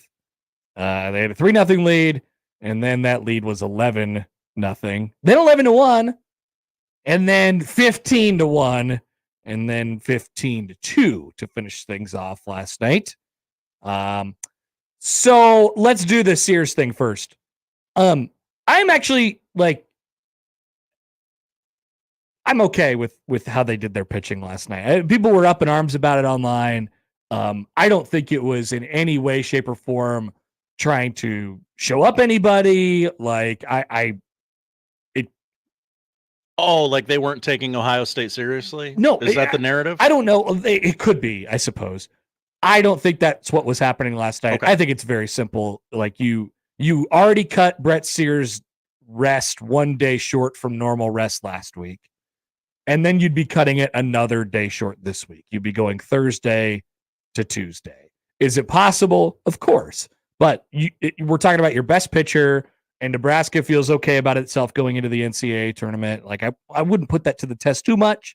Obviously, like losing again 15-2 tonight would probably not be a great look for you, but I still think you're probably on the right side of the NCAA tournament at this point. I am okay with what they did last night. With that being said, if I was the manager and I was asked the same question, what do I do with Brett? What do I do with my All-American caliber pitcher on the first day of the conference tournament? I would have pitched him last night. I would have cut his rest 1 day short. Am I up in arms about it? No. So just to be clear where we're all at, I would have done, where is my channel refresh button? Like, there we go. Because BTN doesn't work in here. I would have pitched him last night, but I'm not totally gung-ho about it. I realize that, you want to keep your best pitcher fresh and on normal rest. And I realized what they did as well as pitch Jackson Brockett, who was coming off shorter rest, but of course he had thrown less pitches and had experience pitching in the midweek anyway. Like, I am totally fine with how they approached it. Last night, I would have done it the other way, but I'm also fine with how they approached it. Now he'll pitch a loser goes home game today, and he's not a bad guy to have out there in an elimination game either, right? Josh, are you up in arms about not throwing a star pitcher last night? I'm not. I get the outrage. Like, it's game one. You throw your best guy. But, maybe he's got his routine that he likes. You're just going to get one more day short. Yeah, You're just going to get one more day short. It just changes things just a little bit. I'm fine with how they approached it last night. I would have done it the other way, but I'm not freaked out about it. I'm not totally mad about it. I heard during the broadcast at one point, because I watched way too much of that game last night, and because I was so angered by what I was seeing in the NBA game, that what could have possibly angered. I heard the Connor Onions guy. He was I like that guy. He was like, Nebraska is actually kind of built to win a tournament in this fashion, like coming from the losers bracket. No team in the Big Ten era, or no team in the Big Ten tournament has come back to win the tournament after losing their first game since 1995 was the stat that they were throwing around last night. It's very, very difficult in a double elimination setting. I actually completely disagree with Connor in that regard. I do not think Nebraska is built to win a tournament in that fashion. I don't know how you would think they would be. I think Nebraska is very built to win in a conventional fashion, which is get ahead and stay ahead, and hope to God that everything stays on track, because there is such a drastic fall off from 1 to 2 and 2 to everybody else in your rotation and in your pitching staff in total. Like, you have a grand total of basically 2 guys that you could completely trust, and it's Brett Sears and Mason McConaughey, and that's kind of it on your entire team. So I do not believe Nebraska is the type of team that is built to come back from 0-1 to win that tournament, or frankly, even go that deep into that tournament. With that being said, they do have Sears going tonight, and I mean, the hope is, and the prayer is, that he gives you like you got to get 6 or 7 out of them, because you're trying to, I mean, it's loser goes home, and you want your best guy out there as long as you could possibly have him out there. So I do not think Nebraska is actually built to win, the type of team that's built to win a tournament like this. But it may not matter. So you watched a lot of this game, you said? I did, unfortunately. Yes. What'd you think of Nebraska's approach at the plate? Something you've had issue with for years now. I mean, they didn't. I usually get mad. I mean, they struck out 50% of their at bats ended in a strikeout. They struck out 12 times last night. Yeah, I mean that pitcher was good. The pitcher that they faced, Beidel Shays, he was he was good and he was working fast and he was doing his thing. And Nebraska, I was more alarmed by Nebraska's approach to life last night. Okay. Rather than their approach at the plate, I was more alarmed about their approach to life. Here is, I want to play you this. It was a funny bit it was a funny part of the game that was going around. It was 15-1 at the time. And one of the coach interviews comes up and they talked to Will an inning before this. And he was like, yeah, just, stay in the fight, whatever. Like, what are you supposed to do when you're down 11-1? It's kind of tough. So I want to play this video for you guys. This is the interview that they did with Ohio State's coach, Bill Mazziello. And that's a guy who has been around college baseball for a long time, worked with Augie Garrido at Cal State Fullerton, has been at USC, has been at Auburn, has been at Tennessee, he's been at TCU. Like, he is kind of college baseball, to borrow a phrase. And so he holds Omaha in a really high regard. And you'll hear that in this answer that he's about to give. I want to play it for you, and you could join us on the stream and watch us along if you'd like to as well. Here he is. But even the bathrooms, I can smell like this is an Omaha bathroom here. So it's pretty neat to be here. We stayed at the Hilton where we're staying at right now. One time, that's my favorite hotel right there, just because it's so easy to get places.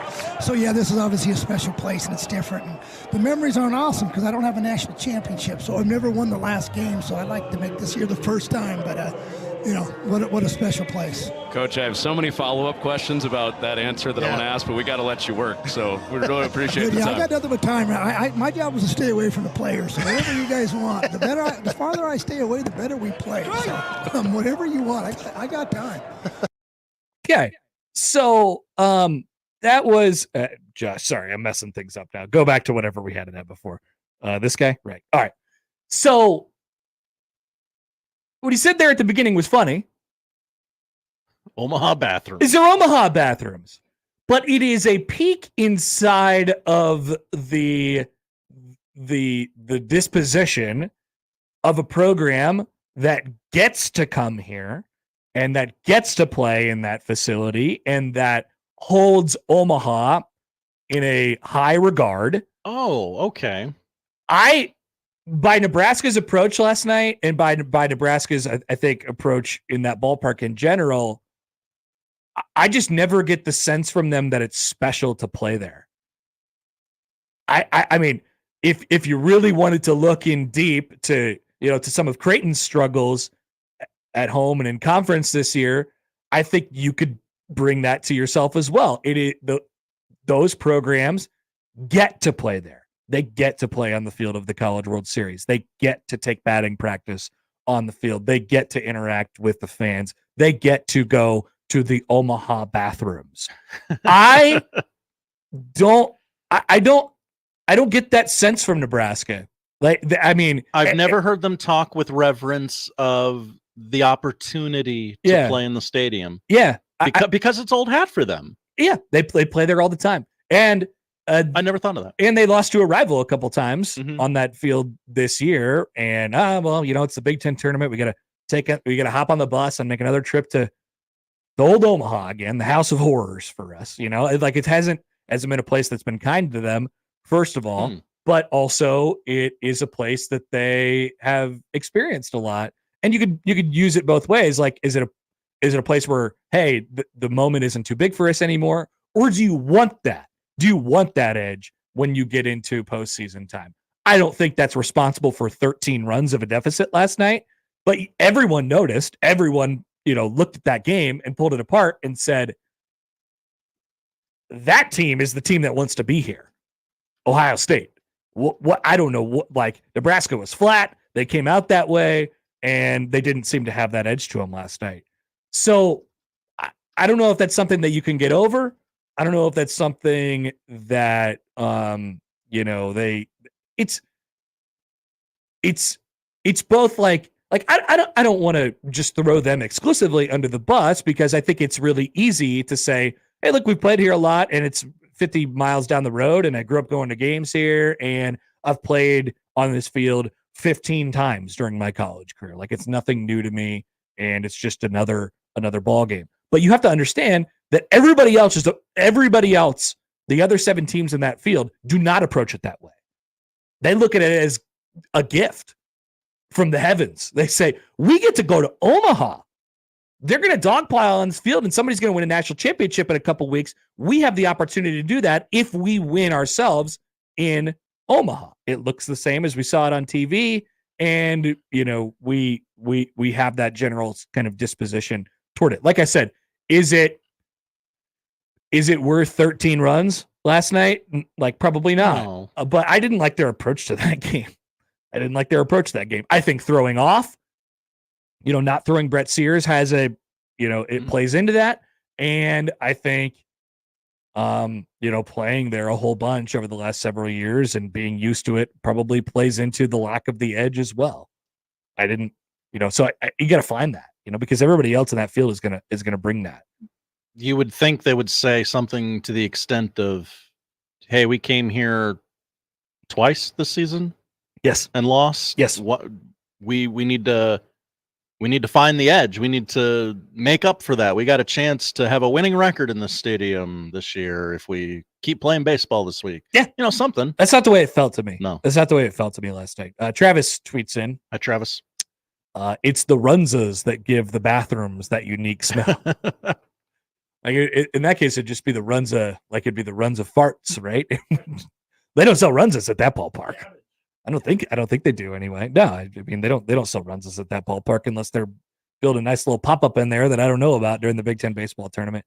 So I watched that, watch Nebraska's energy and their approach to those games compared to everybody else. I was pleasantly surprised by Ohio State. Like they really, and like I said, Bill Masiello, their coach, who has been who took the job at Ohio State last year after being at TCU for a decade. He's got it is a gift when you get to go there and play in the College World Series, and that's all that I hear every year from players and coaches that I talk to during the series. They're like, "This is awesome. This is college baseball royalty. This is what I dreamed of when I was a kid." And I think our local teams around here don't have that same kind of feeling, whether it's your home park or whether it's, you get to play there a few times a year. We took 10 minutes before we went into the stadium to just hang around the statue. Yeah, go take pictures of the statue, and stuff like that. Go to the, do all the things that the College World Series teams do. How many times have you heard, teams who are making their way across the country, whether it's north to south or east to west? Yeah, we stopped off in Omaha. Because I just wanted I wanted our kids to see it. It was a little out of the way, but I just wanted them to see it. I wanted our kids to see it. I mean, that's the thing. Nebraska doesn't have to do that.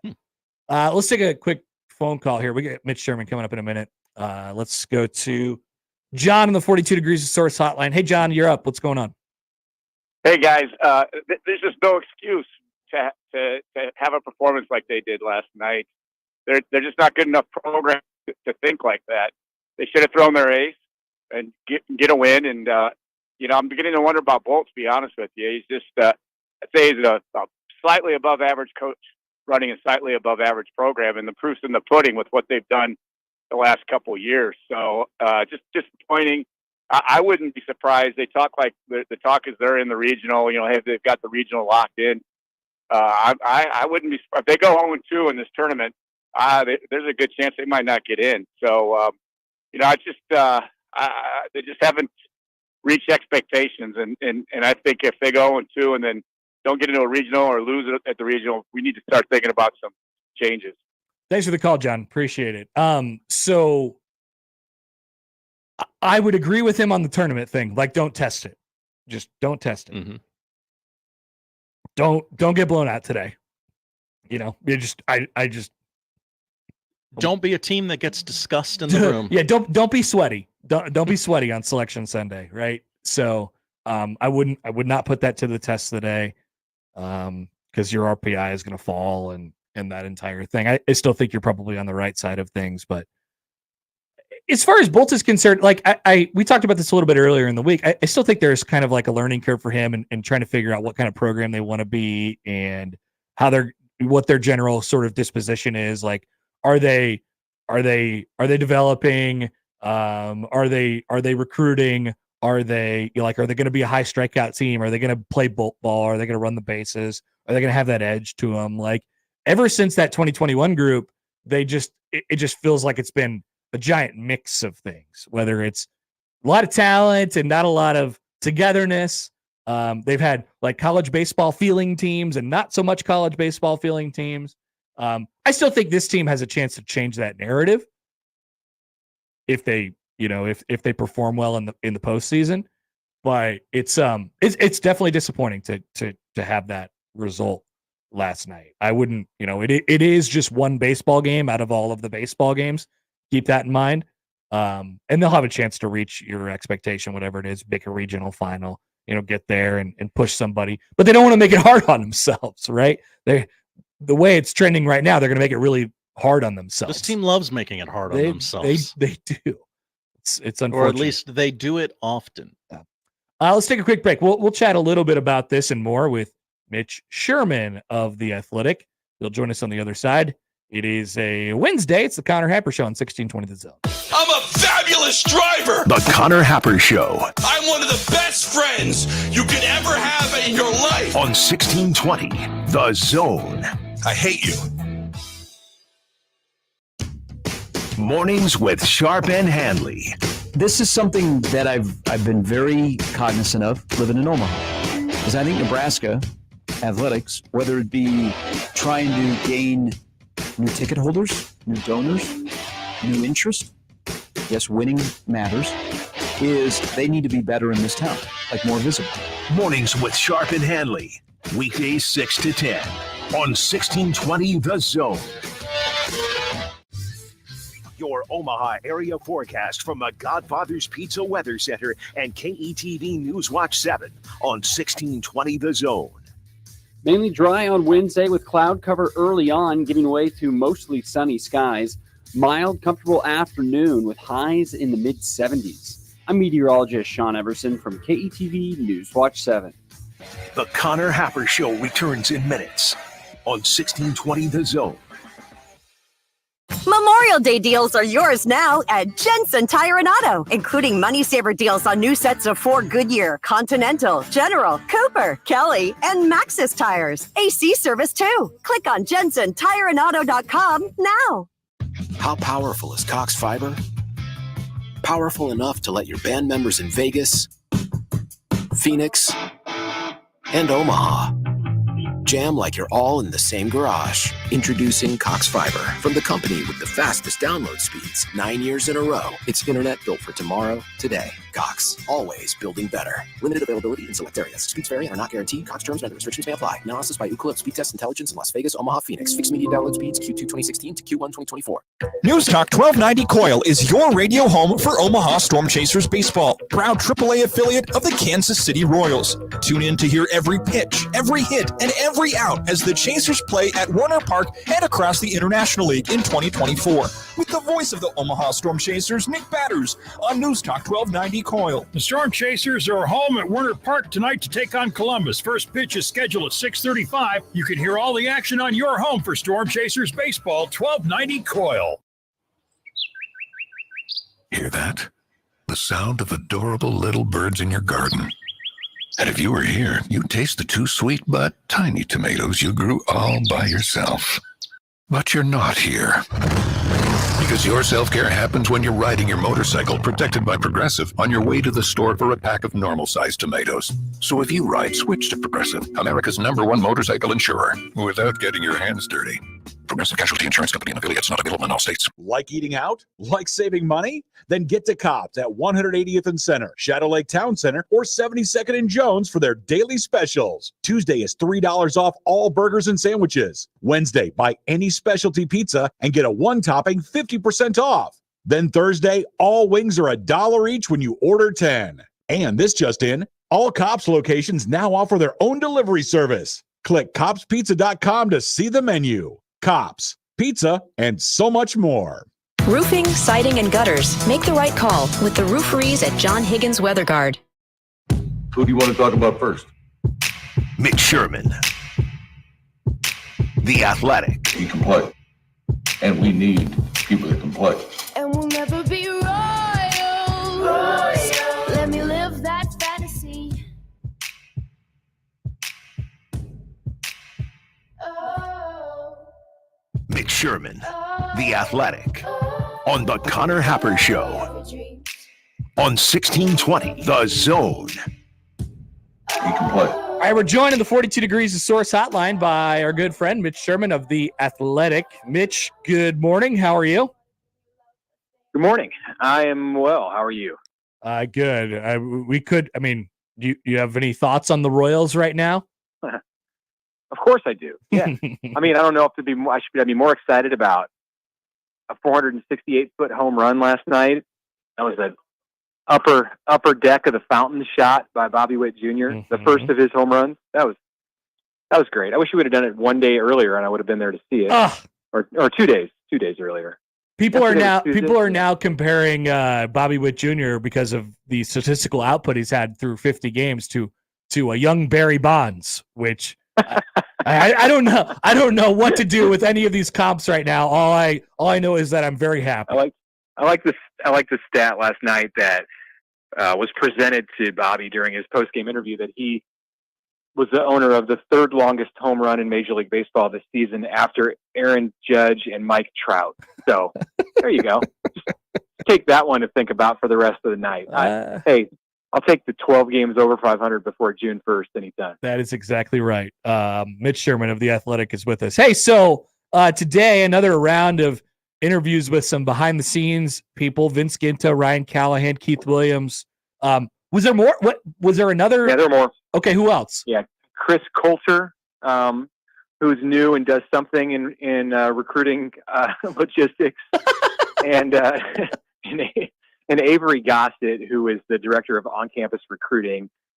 She's also new, promoted from her role as a student and then as a GA. So she's risen up the ranks fast in the Matt Rule era.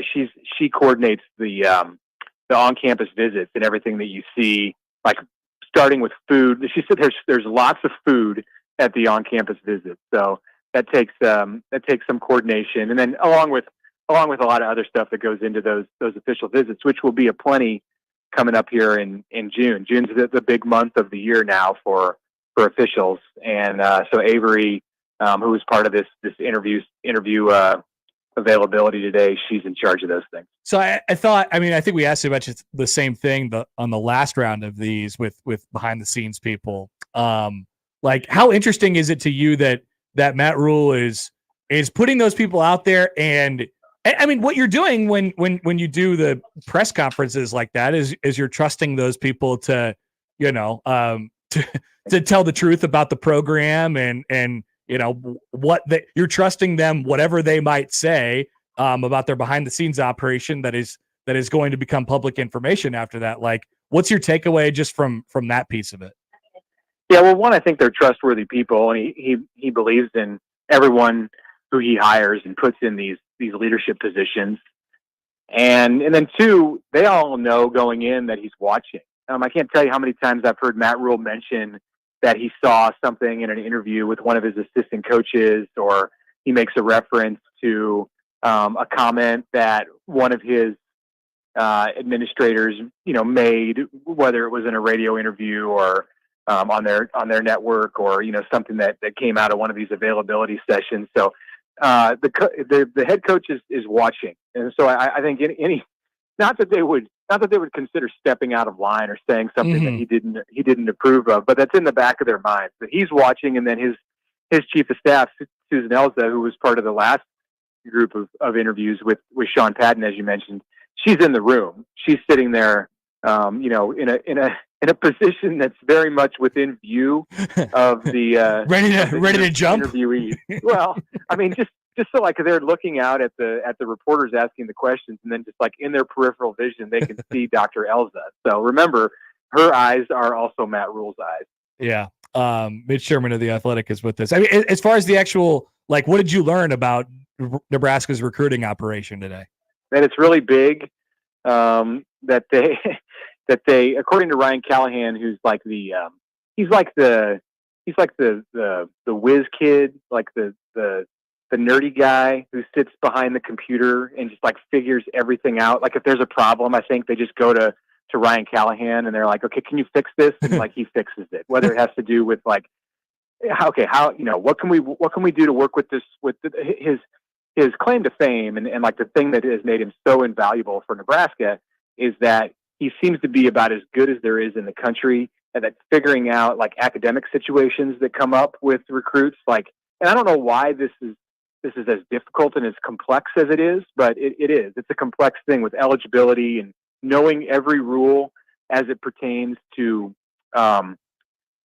compliance with recruits. So they absolutely maximize like their ability to recruit every player that they want to recruit, because, in large part because of Ryan Callahan. He said that Matt Rule, got so that the calls came so often, or the texts came so often from Matt Rule wanting information from Ryan about what's in their football recruiting database, and he wouldn't divulge exactly like what their football recruiting database consists of, but he said it's the best in the country. Callahan did, as you'd expect a staffer to say. But apparently, this is a very intricate document that it's definitely like more highly guarded than like top secret information in the government. and Callahan, he was getting texts from Rule so often, like wanting information from it or wanting like verified statistics and data measurables on recruits, that he figured out a way to like rig up his phone so that he could access files on his computer from his phone in a way that maybe doesn't exist, like, or hasn't been discovered by like Apple or Samsung yet. And so I learned a lot about that. And then just also that they're going to work a lot in the month of June to, lock down even more members of this class. And, they basically want to be in a position by the 4th of July where they have most of the class secure. Hey, switching gears here a little bit with the announcement from earlier this week. I guess it was from the end of, when did the Memorial Stadium, when did they decide that they were going to tell everybody that they were doing the East? Was that 3 days ago or 3 weeks ago? I have a hard time deciphering between the two. The news came out Friday. Okay, so, Friday. Yeah, we're coming up on a week. So what do you think ultimately, as the South Stadium mega project is kind of put off, and we look around at some of Nebraska's peers within the conference, Penn State yesterday announcing their $700 million project and there's going to be a wrecking ball and an implosion involved with that one as well. Like, what do you think ultimately is the future for South Stadium? They're going to put it off for a while, I think.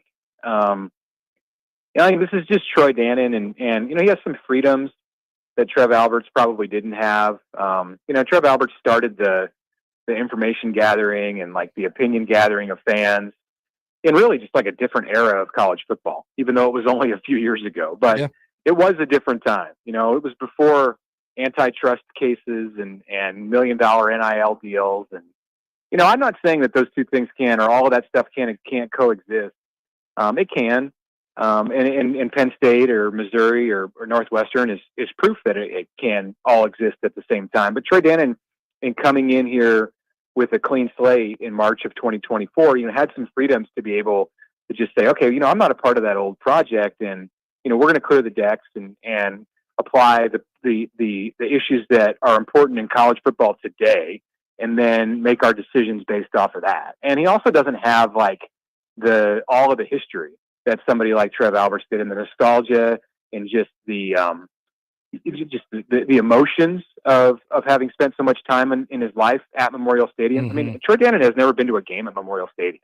Like, let that sink in for a second. And he's the one who is put in this position to make all of these decisions.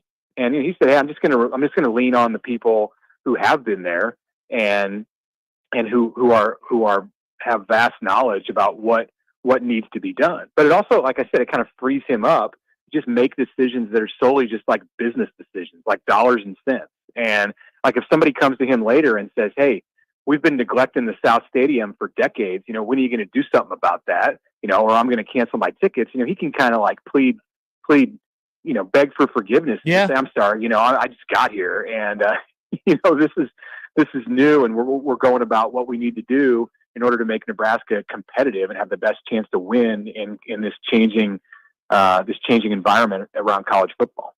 Nebraska baseball last night. What'd you think of that? I turned it off So that's what I thought of it, was just hit the remote and get out of there. I mean, I'm glad I wasn't at the stadium, because it would have been more effort to actually get in my car and drive home.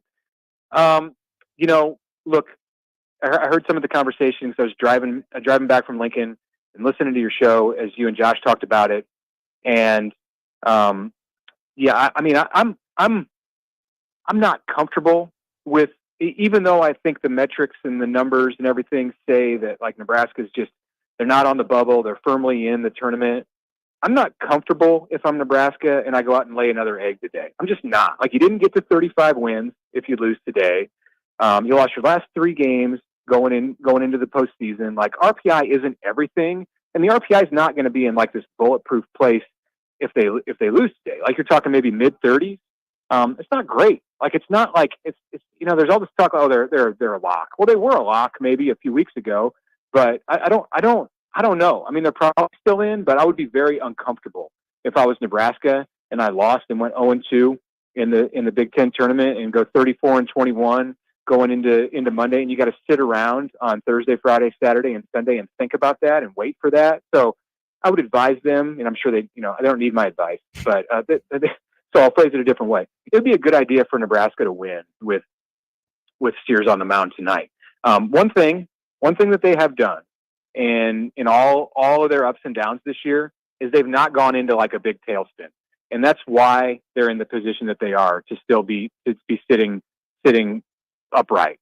Baseball's such a mental game, and it's easy when you have like devastating losses, either in the form of losing 15-2, or when you give up 7 runs in the 9th inning. Any of those things can like send a team into a tailspin, and I've seen it happen repeatedly. With Nebraska teams in the past, or with major league teams, like the Royals will be sitting on the edge, and one bad thing will happen, and they'll lose 13 in a row. Like, that's not happened to Nebraska this year, and that's to their credit. So we'll see one more time if they can bounce back and potentially set themselves up not to have to sweat it out for the next few days. All right, Mitch, thanks as always for taking the time, and we will talk to you next week. Maybe by then the Royals will be on like a 15-game winning streak or something like that. Who knows? There you go. I hope so. All right, thanks a lot. See ya. That's Mitch Sherman of The Athletic, also of the Locked On Nebraska podcast. Great podcast. Let me say that on the air. There we go. Indeed. Thank you, Josh. Yeah, say it louder for the people in the back. Great podcast. Mitch Sherman giving Husker football takes every day. That's all you really need. The SEC baseball tournament has taken a bit of a turn here. Kentucky, more like Nebraska. LSU hit a grand slam and got a couple more in the top of the 7th. They lead 3-seed Kentucky 7-0. We said, please do not let the Tigers get hot. They have indeed gotten hot. Go Tigers. Beating Georgia and Kentucky, it appears now, in back-to-back days, unless something goes horribly wrong here for LSU. So they'll be in the NCAA tournament. So excuse me, if we're talking about Nebraska's bid here, I say you just don't want the bubble teams. Some bid stealers. Yeah, well, that wouldn't be a bid stealer, but that would be a bubble team who has performed well enough to make themselves on the right side of the bubble. Nebraska is a team who is probably maybe had played themselves off the bubble, but now back on to the bubble somewhere in that range. I don't know. It's hard to tell with baseball, but those two teams were thought similarly of in the RPI conversation. And LSU I think has done enough at the conference tournament this week to warrant themselves a bid. And they won the national championship last year. People forget that. We'll be back. Josh will bring you the odd news. Don't forget the tweetbacks count. We got some good ones in there right now. Some good ones in the text line as well. So send those in. We'll open the tweet bag up at noon. Josh has the odd news first on 1620 The Zone. Omaha's most listened to all sports radio station. Again and again and again. 1620 The Zone. Every day, the Salvation Army helps those most in need in the Omaha Council Bluffs Metro. When natural disasters strike, when the cupboard is bare, when those recovering from addiction need support, and more, the Salvation Army is there to help. We invite you to connect with us online to learn about our services, volunteer, donate, or get assistance. You'll find links to our Facebook page and Twitter feed and much more information at salarmyomaha.org. The Salvation Army, doing the most good right here in the Metro. There's no better thing than to help others in their time of need. John Bishop here to invite you to be an organ and tissue donor at goodguysavelives.com.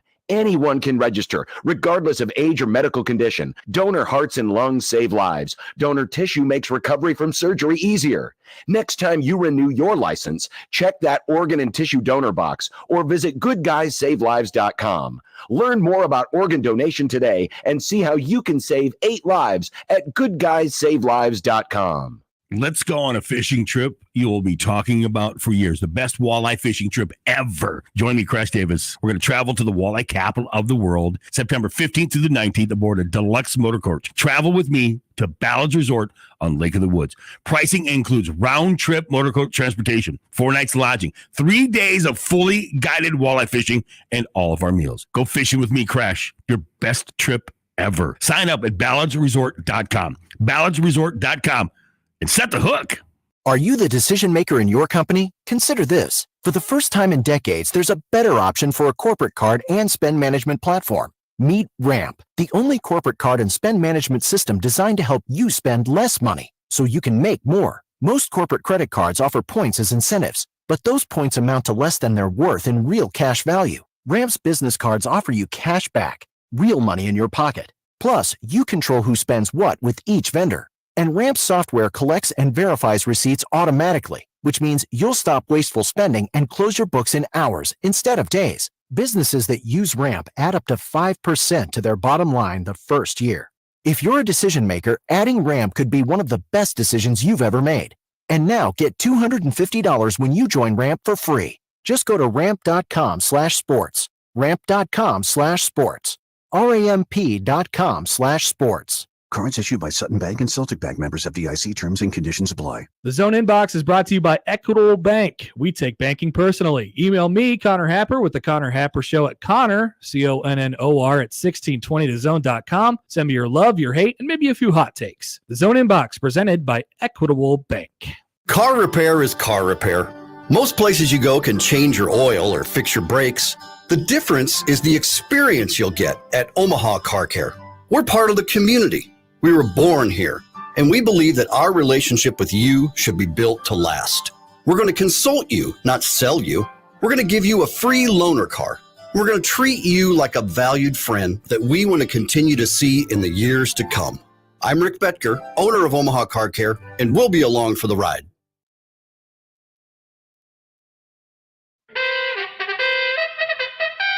And now we've reached the point in the show where Josh Odson reads the peculiar, the bizarre, the comical, the odd news with Odd Son. Odd news, Odd Son. See what we did there? The odd news with Oddson. Josh informed me of something that happened on the Pat McAfee show during the break. I didn't see this because I'm blocked by Pat, of course. That's right. He's got a long-running vendetta against you, and so you didn't know that Kirk Herbstreit revealed on the show moments ago that he has had 8 Emmys repoed from his house after the ESPN College Game Day fake name scandal. They should have put him on Repo Games. That would have been hilarious. I love that show. And because of that, we had a poll question that we came up with. Mm-hmm. And we were wondering if Pat McAfee and all of his 90 people on his show have a Slack together. I assume they do. A lot of people. You got to coordinate schedules. Like, you got to be here at this time. That show is in various cities at various times. We were wondering if that group chat was called Pat Slackafee Show. Because it should be if it's not. That one's free, Pat. That one's free. Use it. All right. What do we got today, Josh? We begin with a Scotty Scheffler update. Oh, yeah. What's he up to? Happily at home with this child.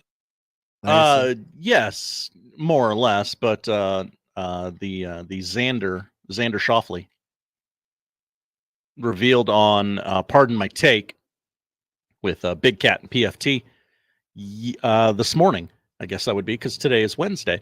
That a group chat amongst fellow golfers, him, Scotty, Gary Woodland, Jordan Spieth, and Justin Thomas. They've been ripping him to shreds. I bet. You can't just get arrested. No. Now, that is one thing that we definitely know about the golfers these days. They are all very good friends. They like to hang out with each other, and they're razzing each other in group chats and things like that. Definitely. Now, Tiger didn't have any friends when he also couldn't group chat people, so that never happened in his day. He cared about winning too much. Yeah. Now, Xander revealed that it's nothing over the top. It isn't too bad, but it's, quote, just enough. He did reveal no specific jokes, but he did say that the group chat picture is now Scheffler's mugshot. Gotta be, of course. But at the end of the conversation, he says, "Look, the dude shot 66 coming out of jail. Nobody on the tour has been able to do that. So he's definitely at the top of the mountain in that regard." The one of the funnier parts about that whole saga was him answering questions after his round the day he got arrested. He was like, "Yeah, I had to stretch out in jail in my jail cell this morning. Not sure I'd ever done that before. So just getting ready for my round, and I thought I would stretch out in the jail cell." No, I mean, absolutely. This is you got to go after your boy for this. Yes. If in your group chat, if the most unlikely guy to get arrested gets arrested, you're never letting him live it down. Of course. No. Of course. You have. You're mentioning it every chance you get. It's your job as a friend to say, "Hey, remember that time you got arrested?" Yeah. That was wild, wasn't it, bud? Yeah, you got to remind people about that for sure. That's right. We now go to across the pond. We're going to hop over to jolly old England, where a beer has taken the nation by storm. Its name is Osama bin Lager. Mm-hmm. It is. Mm-hmm. It has gone viral. Chance. It has gone viral on social media. Also, Chance, hold on, there's more. The staff at Mitchell Brewing Company said they had to close the website and unplug their phones I guess they have a home phone at this business. They had to unplug it from the wall, and because they can't sell any more Osama bin Lager because it's sold out. The British company has done this before. They also have a brew called Kim Jong Ale, Putin Porter, and Winston Church Pale. What's the brewery called? Mitchell Brewing Company. Oh, I thought it would be like Dictator. Luke Mitchell, the co-owner, Hitler, says they don't have one for that I can see. I looked. Interesting. They're all tongue-in-cheek names. I think that's obvious here, but you never know. Millions of people have seen a picture of the beer named after the former Al-Qaeda leader. Husband and wife team Luke and Catherine Mitchell run the pub and brewery, and they've said they've received thousands and thousands of requests for the beer. The phone just hasn't stopped ringing over the last 48 hours. It says it's nice to give everyone a laugh when they come into the bar and see the names of the beers. They also donate 10 pounds from each barrel to a 9/11 charity. Wow. So it is doing some good. I'll tell you what, if I walked into a pub and I saw that on the chalkboard menu was Osama bin Lager, I would order the hell out of that. Absolutely. Can you read me some of the other options again, please? Oh, yeah. It was Kim Jong Ale. Okay. Putin Porter. Okay. And Winston Church Pale. That one's the worst one. I'd be interested in a Putin Porter. Putin Porter? Yeah. Finally, we go to Lackawanna County. Oh, home of The Office. Mm-hmm. Yes, that's right. With Scranton. A professional clown is facing charges after meeting an undercover officer during a prostitution sting, according to Carbondale police. Carbondale. Sunday, officers began an undercover investigation, and on an online website, they found a man later identified as Francis Bowie, 28 years young, of Scranton, advertising himself under the escort section of the website. Police stated they contacted Bowie to set up an appointment. Bowie agreed to do stuff for $100 an hour. The undercover be a clown? No. Okay, a little more. Little more. All right. Little more. Gotcha. The undercover officer met Bowie and was arrested on the scene. Sure. Bowie told police this is the first time he's ever offered prostitution services because he knows it's wrong. Okay. All right. Wow. I mean, how unlucky. Yeah. 0 for 1. Bowie also told officers he performs as the amazing Franco and just got back from traveling with the circus, according to court documents. Sure. The amazing Franco arrested in near Scranton. So I saw this thing pop up on I was on Twitter or something like that the other day, and apparently if you go on Zillow, there's like a filter on there, or maybe it's Airbnb or something like that. Where like there's like a sex offender you filter can see on there who lives near the house you're potentially buying or right. renting. Sure. Which I never thought about that. That seems pretty important, Definitely. actually. Yeah. And so unfortunately, what's his name? Bubbles, the clown here, is the amazing Franco. Connor. The amazing Franco is gonna have to start checking the box. Tough hang for him. The business will not be good after this, I don't think. That circuses group chat is probably joking with him now. Like, hey, you'll have to maybe change some of the services that he's offering. Definitely. All right, thanks, Josh. Thank you, Connor. That is indeed the odd news. We'll come back. A few lined up for you coming up in the tweet bag. Send those in any way you'd like to get in touch with the show. Why don't we? There are fantastic people behind the scenes here. You know, Matt Rule's doing all the behind the scenes interviews. Mm-hmm. Our fantastic people behind the scenes here that you don't hear much about have been working diligently at cleaning out our room full of junk over the last several days. And I've come to realize that we have a lot of T-shirts. Oh. Why don't we offer that as a prize? Whoa. I believe I hold the authority to offer T-shirts as a prize. It's the Connor Happer show. Okay. I would think if anyone would, it would be you. They are not 1620. They are not Happer show shirts. We never had a shirt made for us. Not yet, anyway. But they are 1620 the zone shirts. I think we have some old friends of the program shirts as well. Yeah, I might be some 20th anniversary ones lying around, or just some ones with our station logo on it. So go ahead, send us a tweet. Josh will slide the DMs if you ask a good one that sparks a great conversation. We'll do that on the tweet bag next on 1620 the zone. Live from the Host Coffee Studio, this is 1620 the Zone. Trees, are they all the same? Not at Lanahaw. Grown from a quality seed source, handcrafted in our local farms for generations, and acclimated to our tough Midwestern climate, Lanahaw's trees are different. Simply put, they're better. Much like our trees, we take great pride in being homegrown. Visit our garden center to find your next tree today. Rooted in quality, unmatched value. Lanahaw Nurseries, 192nd and Center.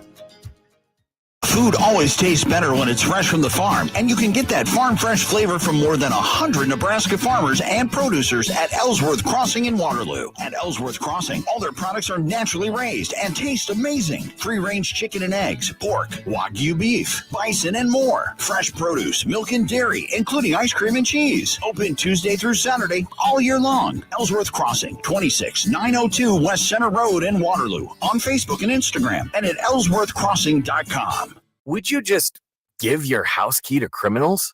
Having your personal information on the internet is like giving a thief the key to your home. They can take everything that's valuable to you anytime. But JoinDeleteMe.com can help you protect yourself. Online data brokers compile information about you and sell it to people who could ruin your life. But JoinDeleteMe.com scours the web, removes the personal information you don't want seen, and prevents data brokers, scammers, identity thieves, even political enemies from getting personal information that could hurt you, your family, or your reputation. You'll get regular reports detailing what they find and remove. And JoinDeleteMe.com isn't AI. It's real people working to keep your data safe. Keep your private life private with JoinDeleteMe.com. Today, get 20% off your Delete Me plan when you go to joindeleteme.com/deal and use promo code DEAL at checkout. Go to joindeleteme.com/deal and enter code DEAL at checkout. That's joindeleteme.com/deal, code DEAL. Getting quality employees to fill positions in your company is essential,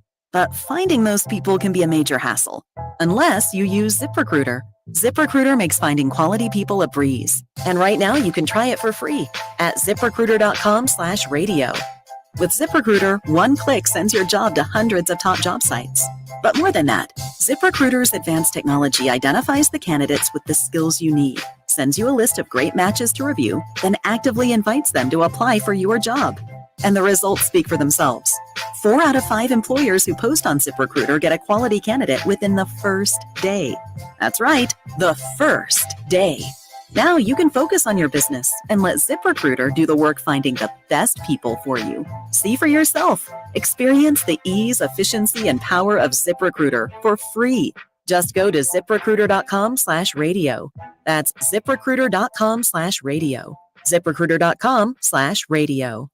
The Zone Hotline is powered by 42 Degrees, The Source, by your mom's house. Tickets for less. Best seats, best prices, no service fees. Shop ticketsforless.com. KOZN Bellevue, Omaha, Council Bluffs. This is 1620 The Zone.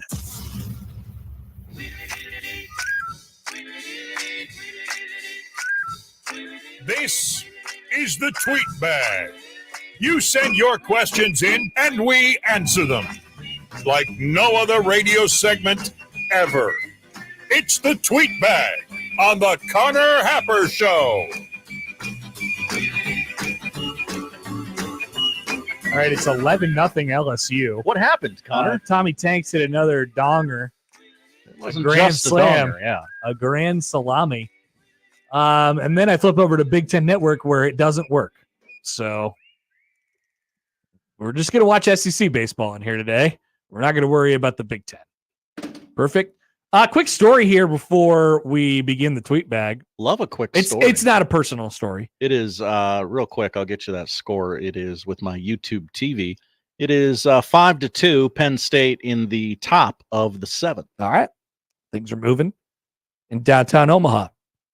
A lot of people have gone viral for their various commencement speeches lately. Oh, it is the trend right now. Yes.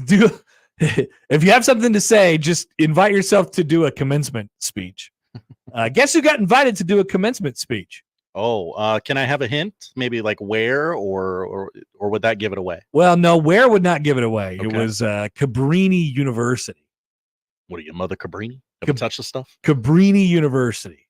That would not give it away. It actually helped in no way, shape, or form. Bill Murray.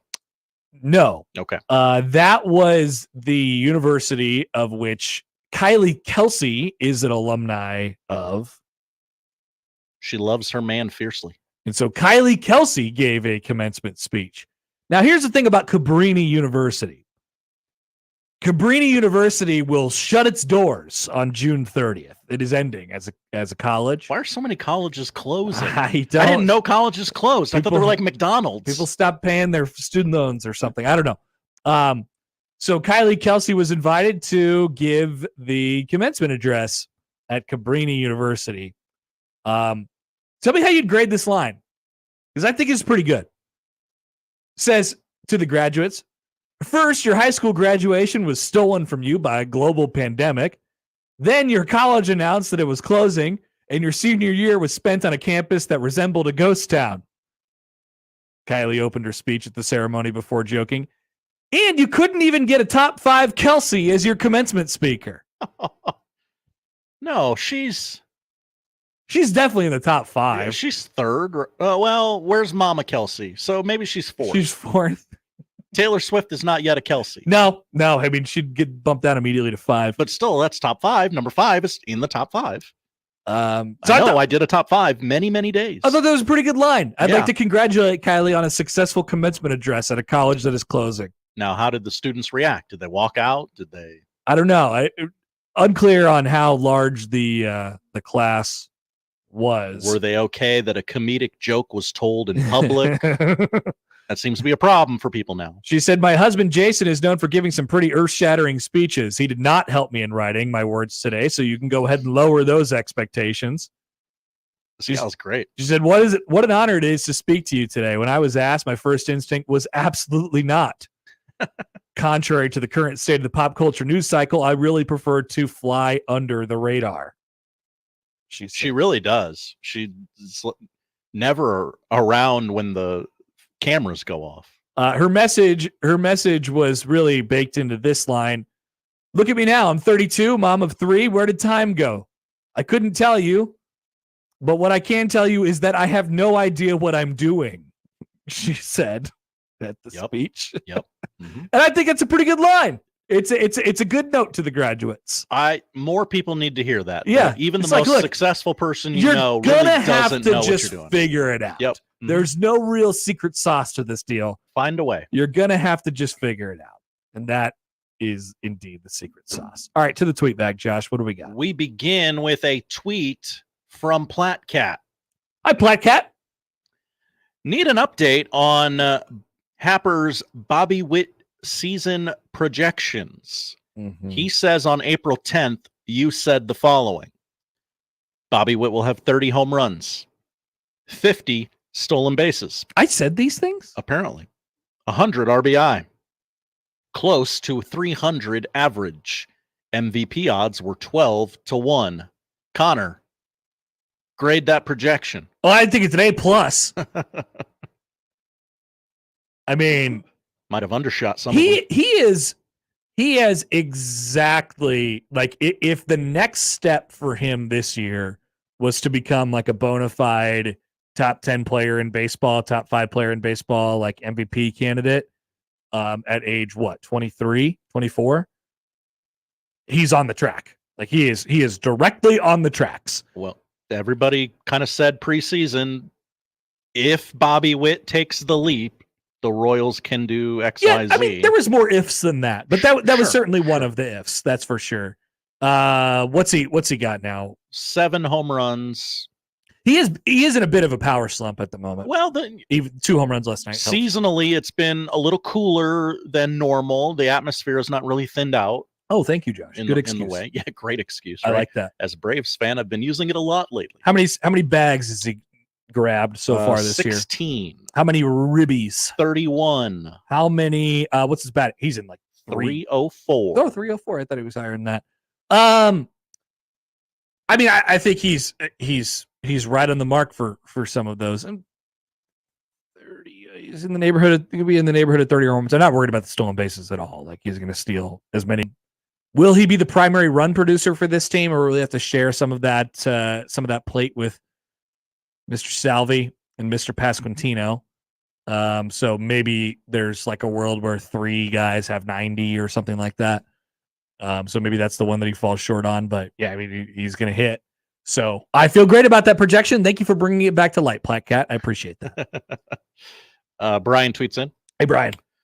I think I know which one you're going to pick. It's a would you rather. Hi, Brian. But would you rather be beamed by a 100-mile-per-hour fastball or be a pitcher and get hit by a comebacker? Would you rather be beamed by a 100-mile-an-hour fastball or get hit by a comebacker liner up the middle?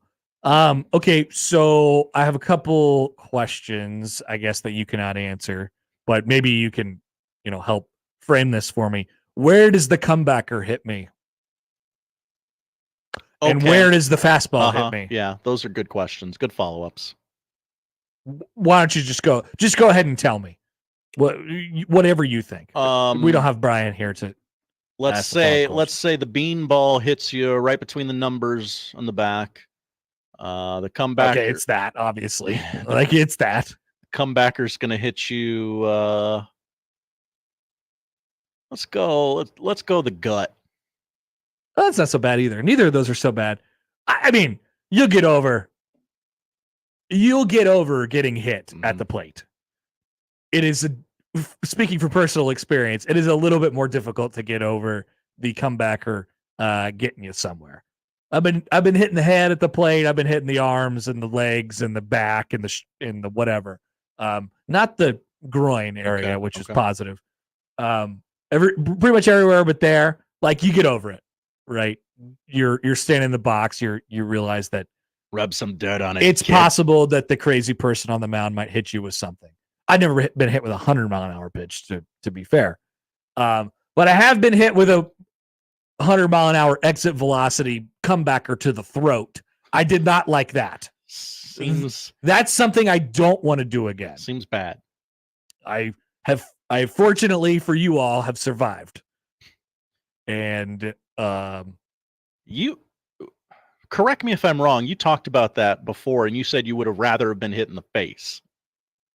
Am I remembering that wrong? I don't think so. I think I would have. I think I was probably thinking about it afterwards. I found that as long as I wasn't going, like, as long as my throat or whatever, that my esophagus didn't collapse, that was probably the best place out of like chest, face, throat. The exact opposite of what Right. I said. The exact opposite of what you said. But I would not want to get hit in the teeth. You know, that's gonna be problematic for you. Wouldn't be to hit the chest. You know what's underneath your chest. There's something important in there. So, yeah, I didn't like that. And then you have to get back. You have to climb back up on the mound and throw a baseball and pretend like it's not going to come back at you 100 miles an hour again. And that's a tough thing to get over. That's a tough thing to do. Did you take any warm-up pitches like a coward? When afterwards? No, I went to the hospital. Oh, okay. I'm talking about days later. Okay. I had to go to the back of an ambulance at that specific one. I was not pitching for the rest of that day. But 2 days later, I didn't even stay in the game. 2 days later, I did pitch, and I didn't like how I felt. Terrifying. Next. Scott tweets in. Hi, Scott. Connor has to give up one of the following. Never watch, listen to, or attend a Royals game ever again. Or B, never eat lunch again. Time of day is not the factor. It is the foods of lunch. What do you mean lunch foods? Like, I mean, we know that I have a wild imagination as it pertains to the times I can eat food. Like, what's a lunch? Just a sandwich? Let's say, for argument's sake, sandwiches. Like, is a taco a lunch food? You can never eat sandwiches again. Is a taco a lunch food? Is a salad a lunch food? Yeah, I would say both of those are lunch foods. Really? Mm-hmm. So I can't eat tacos or salads again either? And sandwiches, yeah. And sandwiches? I guess I would just probably have to ditch the Royals and pick somebody else. Feels like you're eliminating a lot with the lunch thing. Yeah, I mean, yeah, I've talked about this before. I take lunch very seriously. That's an important part of my now day. You would really just drive to Kansas City for lunch. Yeah, but then I wouldn't be able to. Yeah, I would just only go for lunch because I wouldn't have. I would be barred from watching or caring about or going to the Royals games. Sadly, be really disappointing. Be really disappointing. But lunch is every day. You know, lunch is even when the Royals aren't. I mean, I probably think about the Royals like 300 days of the year. But I think about lunch every day, multiple times a day. I probably think about lunch 900 times a year. I never thought of it like that. Yeah, I probably do. Yeah. Especially, and we've talked about this before, given the time slot of this show, we often long for lunch in a way that others might not. Yeah. Like I think about lunch at least twice or three times before I have lunch. And then that kind so it's probably upwards of 1,000 times a year I think about lunch. Wow. Yeah. I have never thought of that before. Alex tweets it. Hi, Alex. Congrats, guys. You've just become the new head baseball coach at Creighton University. What style of baseball are you going to implement to mold your program? What sort of players will you recruit? And lastly, will you keep the Yankee rule for hair and facial hair? I will not. No. Because then I would have to be kicked off of my own team. Oh, that's right. Yeah. And that's not. I would love for you to have the Yankee rule in place, but you not adhere to it. Okay. So, Mr. Athletic Director Alex, I am the head coach of Creighton baseball. Where is our stadium in 3 years? You know, which park are we playing? Yeah. In is it a smaller park where you can maybe go get a Tommy Tanks type? Yeah, I feel like that matters. Masher. I feel like that matters. Maybe I build a country strong program on my new on-campus facility that's for whatever reason like 315 down the lines or something like that. A tiny baby ballpark. A tiny baby ballpark with their tiny baby, all the seats and things like that. No, I mean, it's hard to. That's what's so crazy about what will happen after next year when Ed Service leaves. As long as I've ever known Creighton baseball, it's been about developing pitchers and playing really great defense. And I still think you have to have kind of a backbone there. Like, I mean, that's a key item to success on every baseball team. Pitchers have good pitchers and play good defense. Creighton's leaned hard into that, I think, over the years. But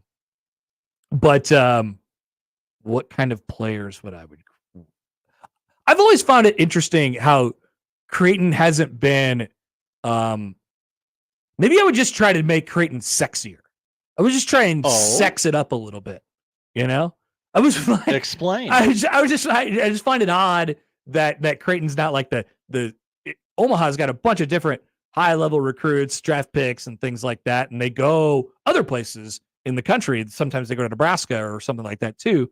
You know, make Creighton sexy. Would be something that I would try to do. I don't know how I would do this. Okay, but make it an attractive place for young people to come play baseball. Many are saying make Creighton sexy again. Make Creighton sexy again. Yes. So that's my answer, Alex. Please, I think my program will be very successful under these terms. Look forward. We'll just have a bunch of sexy dudes with beards walking around. And, you know, I mean, I'm still going to... I keep that bunting station, by the way, too. Teach them the fundamentals. Okay. I look forward to a very long tenure. As much as people get after Ed, me and Ed think about baseball in very similar ways. Right? People say that Ed's too old school and the game has passed him by. They would say that about me, too. Oh, no. Yeah. I don't want them saying that about They you. would say it about me. Okay. They would definitely say it about me. So I'd hire a bunch of great assistants who could, help me understand things that I do not, or I choose not to, in some cases as well. We have one final tweet bag question Okay. today. I got plenty on the text line. Oh, here, okay. It comes from Sky. Hi, guys. Please place all of the zoo exhibits in a tier list as follows. And he sent us a graphic of one of those. Hey, yeah, by the way, what does S tier mean? S tier means like the best, above A. See if I can find a more proper definition on the internet. Why is it S? Because usually there's nothing above A. What does S tier mean? Originating from video game culture, S tier represents the highest rank or grade that an item or character, and then that sentence just ends. It's not a complete sentence. S stands for superior. All right, no, so we're talking about our zoo. We're talking about the Omaha Henry Doorly Zoo. Yes. Right? So the best thing to do at the Omaha Henry Doorly Zoo is what? The best attraction. I like the aquarium. I know He likes the aquarium. Other people might go desert dome or jungle. I would go jungle.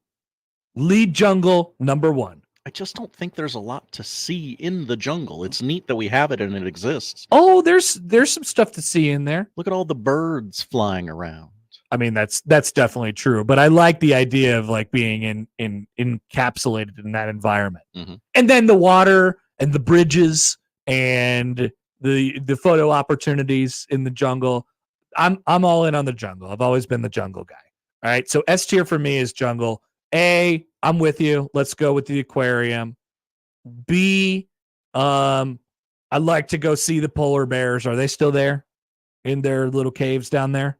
In their little water? That's a good question. I like those guys. I know they were dwindling in numbers. Whatever happened to the sea lions? Are they still they got their splashing own, around they on got their... their own little like sea lion exhibit. All right, put me there.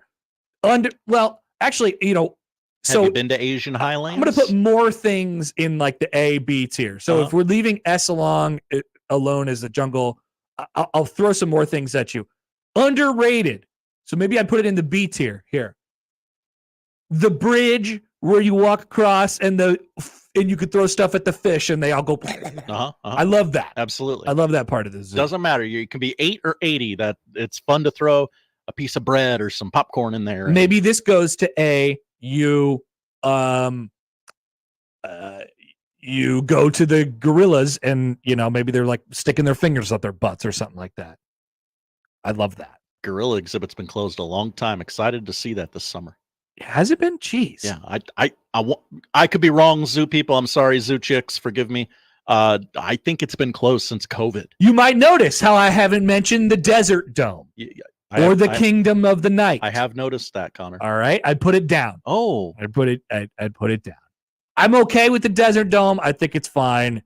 It's in like the C to D range, somewhere in there. D for dome. Maybe just put it in D for dome. I like the goats I like the mountain goats. Put those mountain goats at B. The Talkins. Put those guys on. They're just walking around there all day long. D, somewhere in the D range, you have the place where you could pet the goats, which is, it's fine. It's not good. I'm trying to think of a thing that I don't like at the zoo. Hard to think of one, isn't it? It is. We have such a great zoo. Some might say the world's best. I'm looking at the how about the train? Where do you put the train? I love the train. Is S tier? Is the train S tier? I want to do I this don't actually. Like waiting in line for the train. Okay, that's a good take. You could put train S tier, line for train F. Yeah, that's fine. Yes. You could do that. What about the IMAX? Haven't been there in a long time. I haven't either. I don't really care about it. What about the little ride, the Skyfari ride that takes you from place to place? I haven't been on that. I have. It seems pointless. Okay. To me. Have we covered everything at the zoo? You have not covered the Asian Highlands. I'm fine. I like that. It's probably mid tier. Mm-hmm. Somewhere in there. I actually want to do. I'd like to actually fill this out. They've got a number of different play places for the children, which is neat. They got a water one. They got a grass one where the whole thing looks like a tree. I haven't been to the zoo. I don't think I went to the zoo last year. So I will see a completely different zoo the next time I go back. You sure will. All right. So I got a couple things here from the text line today. Okay. First from Pedro. Hi, Pedro. Hi, guys. Connor and Josh, do you guys open your Christmas presents early on Christmas Eve or Christmas morning? Oh, that was the question. Yeah, plus, do you like the gifts you give opened early? Anniversary, birthday, Mother's Day. It just depends on when we all get together for Christmas, which is usually not Christmas morning. You get to open one on Christmas Eve, and then the rest have to wait. Okay, you're doing that one. And I kind of get a little antsy. I like when someone opens my gift a little early. Okay, I don't care. Nice. I just want to see your face. Tweet back, Brian. Who is in your top 10 fictional baseball player list? I don't have time for 10, but I could tell you that Henry Rowan-Gardner would be in there. I could tell you that, maybe Chet Stebbin from the same movie. Obviously, I love Rookie of the Year. Now people hate Rookie of the Year. I really like Rookie. I love Rookie of the Year. Benny Rodriguez has got to be on that list, right? Yeah. I don't know. People looked at him like so. They held him too high. Oh, okay. I mean, he lived up to the standard, so give him credit for that. He was playing with scrubs. He was playing with scrubs, and he made the major leagues. I mean, I suppose I should give him credit in that regard. But that's a good one. Trying to think more baseball movies. What am I? That guy from The Natural. That guy from The Natural. Sure. Steve Nebraska, Ricky Vaughn, Brian writes in. I don't know. Overrated. Roy Hobbs is that guy from The Natural. Roy Hobbs, sure. Give me Willie Mays Hayes from Major League 2. I'd have to think about that some more. I agree. Willie Mays Hayes might be the guy I take from Major League. Just because I liked his style of play, not because he was better than the other guys on the team. Going through a couple things here. Everyone keeps talking about how fun it is to watch Bobby Witt Jr. play, but I'll never know because MLB TV has blacked me out from Royals games. So apparently I'll miss one of the greatest players of our generation play. Get it together, MLB and Bally. I'm not paying for 2 baseball subscriptions. Good take. That's right. Yeah, great take.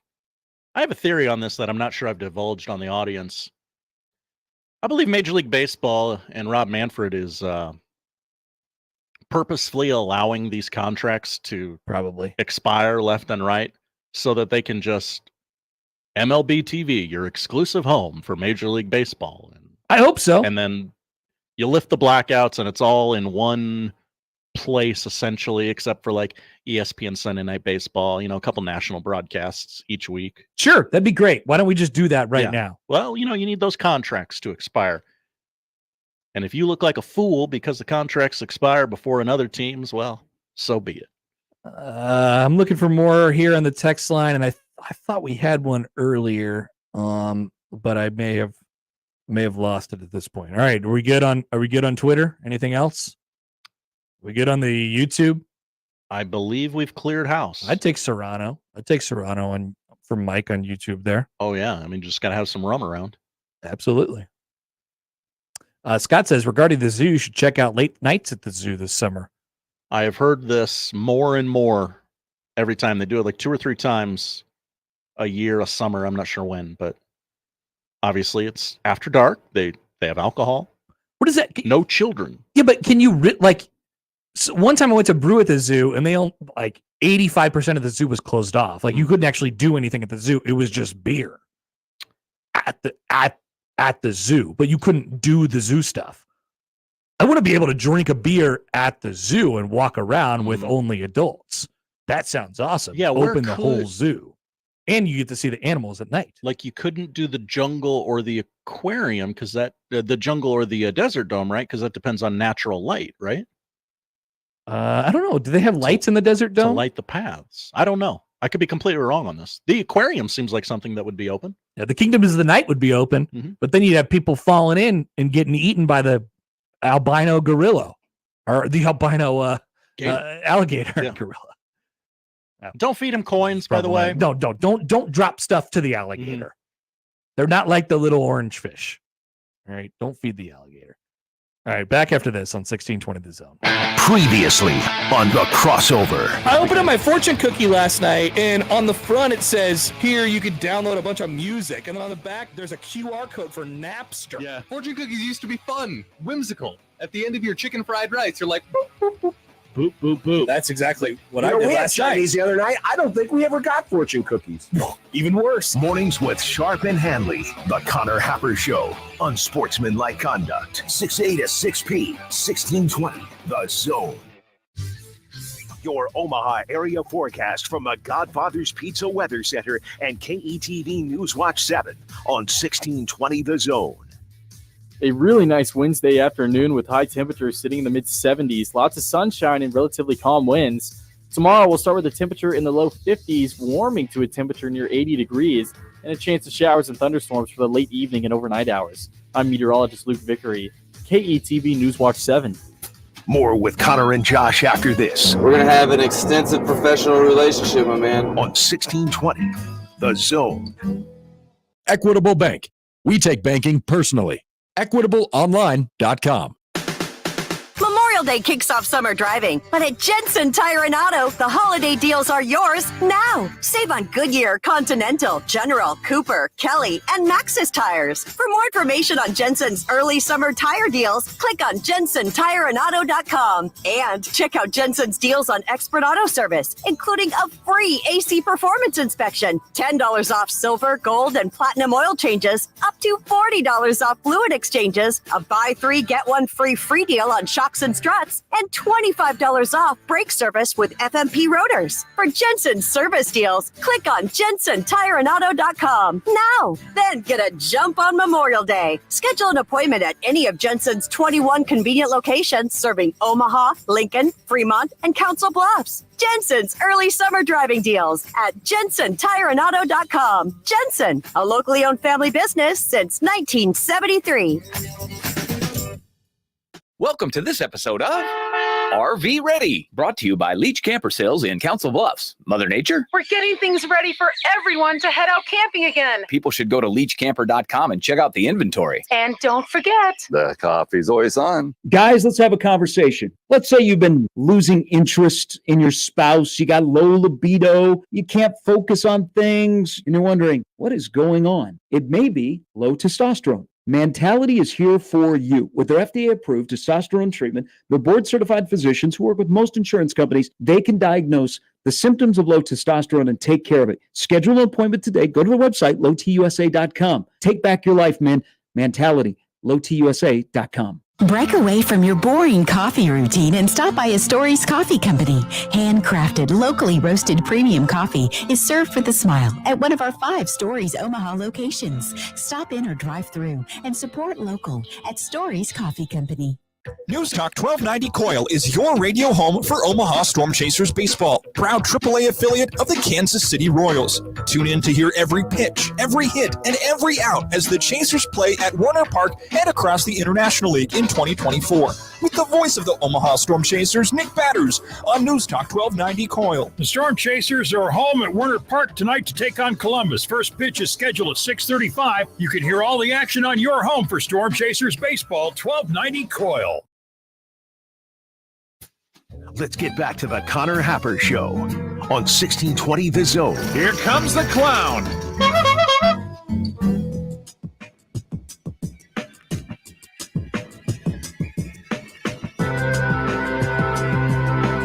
Hey, Robin Washut's going to join us at 1 o'clock.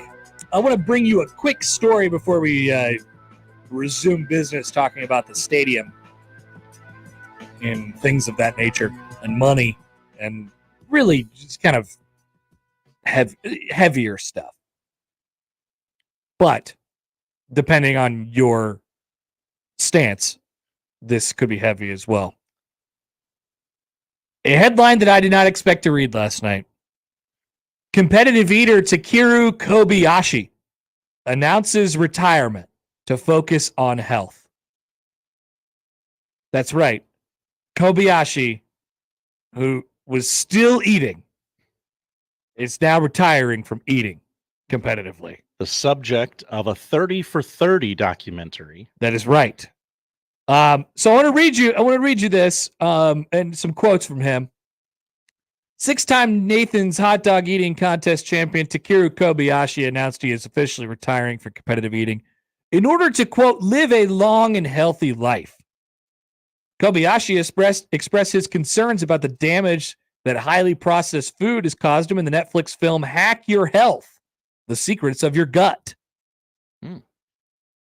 Quote, for the last 20 years I have been in this field. I worry about the consequences of my decision, but most importantly, I want to repair my brain and my gut. One of the concerns that the 46-year-old brought up is that he no longer has the same appetite or sense of smell as he did in the past. Retiring from his career, he said, will allow him to hopefully reverse the effects that competitive eating has had on his body. Of course, Kobayashi did not just specialize in hot dogs. He has also participated in multiple other eating contests that include pizza, hamburgers, many more. His career kicked off after he appeared on a Japanese reality TV show called TV Champion in 2000. In that show, he stole the spotlight by consuming 60 plates of sushi, 2.7 kilograms of potatoes, and 16 bowls of ramen, all in one sitting. Oh, my goodness. Kobayashi said that he is worried that not listening to his body when he was full might have caused issues. However, he is not fully giving up on food, as he wants to turn his experience into something positive and work on creating a hot dog with healthier ingredients. Okay. Interesting, actually. Kobayashi leaves us with this, quote, I am worried about what my next step will bring, but I'm also excited about my future. Now, we've heard very similar sentiments from NFL players, you know. Mm-hmm. I love the game. I love the game so much. But I love it so much and I want to be good at it so much that it is actually done a number on my body. It has hurt me. And that's basically what Kobayashi is saying. He can't smell anymore. He can't smell, and food isn't the same. Imagine the hardships that he has gone through just for the pleasure of us viewers on television. Nom, nom, nom. Eating all those hot dogs on the 4th of July with that guy we had on the show last year. We're going to get that guy back, by the way. Oh, yeah. I got to write that down. That guy was awesome. I want to talk to him every year for the rest of my life. Eating hot dogs for our pleasure and scarfing him down at record rates before his record was, of course, beaten several times over by Joey Jaws Chestnut.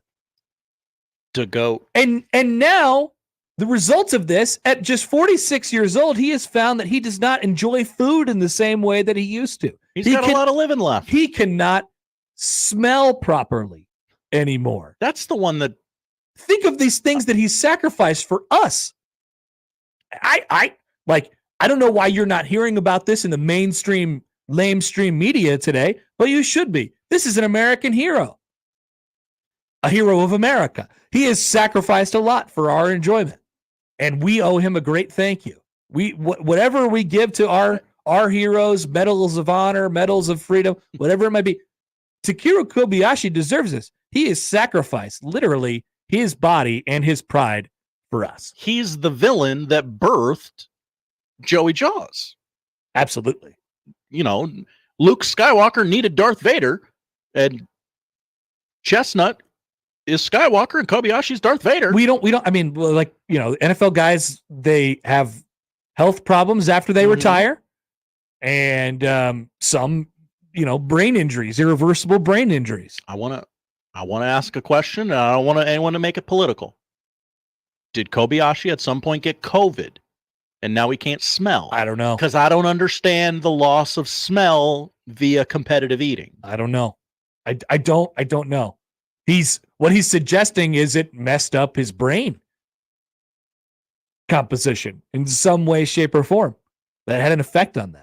Like the I don't look at food the same. I don't eat food the same way. Could you imagine that makes sense. Could you imagine not eating food, not approaching food the same way? The reason that you get into competitive food eating in the first place is why, Josh? Because you love it. Because you love food. Love the game. And somebody tells you, I bet you could eat a bunch of hot dogs in 10 seconds. And you're like, you know what? I love hot dogs. Let's do this thing. And then the game consumes you. You find the science of if you actually dunk them in water before you eat them, it doesn't taste as good, but you can eat more and you can make more money. But unfortunately, his talent was too big of a burden, and he had to show his immense talent on display, and it has cost him his health, which is unfortunate. He basically has the CTE of competitive eating. That's what he's saying. Competitive trauma. Yes. Eater. CTESPN won't tell you about this. That's right. Too scared to give you the real news. Jasker Todd says same thing happened to man versus food guy, Adam. That's right. He got too fat and he had to stop. He had to eat for us. He had to eat for us. And he couldn't imagine eat the rest eating of the for week. others. Yeah. That's quite the burden. I just have a little snack on YouTube occasionally. And for that, it's appreciated. And I hope you don't have long-term health effects of this. No, I will still love snacks. I don't imagine that would ever die. I just wanted to tell you, I thought that was an important story. Well, it is coming into MLE season, which we all know is Major League Eating. Yep, that's right. It's almost hot dog time. You're going to see a lot of these people, and you're going to be reminded all over again, oh, yeah, Kobayashi was a central figure in American pop culture at one point in time. What is that guy's name? The guy that George Shea. That's right. We got to talk to that guy again. Yeah. That was electric. I will ask him all the exact same questions. I will do that same interview every year. Yes. So it just was great. Make a note for that. For the 4th of July, around 4th of July, we're doing that. It's written down. All right. We'll be back after this. Let's talk about this stupid stadium that they're not going to do anything to. What do you want with South Stadium? And we'll actually talk about the Penn State thing since we didn't get to talk about it with the weather yesterday. If we're pointing at them, I'm reading a story from the Post-Gazette. they're pointing to us. Oh, they have to. Nobody, like, either you want to build it or you don't want to build it, and the other side's making excuses both ways. We'll talk about that next on 1620 The Zone. Remember, no matter how you listen, it's still AM radio. 1620 The Zone. Every day, the Salvation Army helps those most in need in the Omaha Council Bluffs Metro. When natural disasters strike, when the cupboard is bare, when those recovering from addiction need support, and more, the Salvation Army is there to help. We invite you to connect with us online to learn about our services, volunteer, donate, or get assistance. You'll find links to our Facebook page and Twitter feed and much more information at salarmyomaha.org. The Salvation Army, doing the most good right here in the Metro. I'm Dave Osted. And I'm Ryan Osted. Every golfer will get value from being custom fit. The truth is, the higher handicappers will get more value from being custom fit than the low handicappers. It's changed so much since my dad started the business in 1963. We now have hundreds of thousands of dollars in technology, and we know exactly what the spin rate is, what your launch angle is. We encourage you to bring your current clubs in now, and we can compare it. And guys walk out of the store knowing that the purchase they just made is going to give them 21 more yards off the tee box. Play better, have fun, and shop Osted's. The Zone Hotline is powered by 42 Degrees, The Source, by your mom's house. Would you just give your house key to criminals? Having your personal information on the internet is like giving a thief the key to your home. They can take everything that's valuable to you anytime. But JoinDeleteMe.com can help you protect yourself. Online data brokers compile information about you and sell it to people who could ruin your life. But JoinDeleteMe.com scours the web, removes the personal information you don't want seen, and prevents data brokers, scammers, identity thieves, even political enemies from getting personal information that could hurt you, your family, or your reputation. You'll get regular reports detailing what they find and remove. And JoinDeleteMe.com isn't AI. It's real people working to keep your data safe. Keep your private life private with JoinDeleteMe.com. Today, get 20% off your Delete Me plan when you go to joindeleteme.com/deal and use promo code DEAL at checkout. Go to joindeleteme.com/deal and enter code DEAL at checkout. That's joindeleteme.com/deal, code DEAL. You give and you give. It's time to get with Straight Talk Wireless. You get a reliable 5G network and unlimited data and a Samsung Galaxy A14 included with the activation of a Silver Unlimited plan. So you can give your janky phone to your kid. Yeah! Switch to Straight Talk. Find us at Walmart and StraightTalk.com. For network management practices, visit StraightTalk.com. Requires in-store activation. Device offer ends 6/9/24. Taxes and fees apply. Email unsportsmanlike conduct on the Equitable Bank Zone Inbox with whatever is on your mind, from your hot takes to what you think is one. The Zone Inbox is brought to you by Equitable Bank. We take banking personally. We want to hear from you on the Equitable Bank Zone Inbox.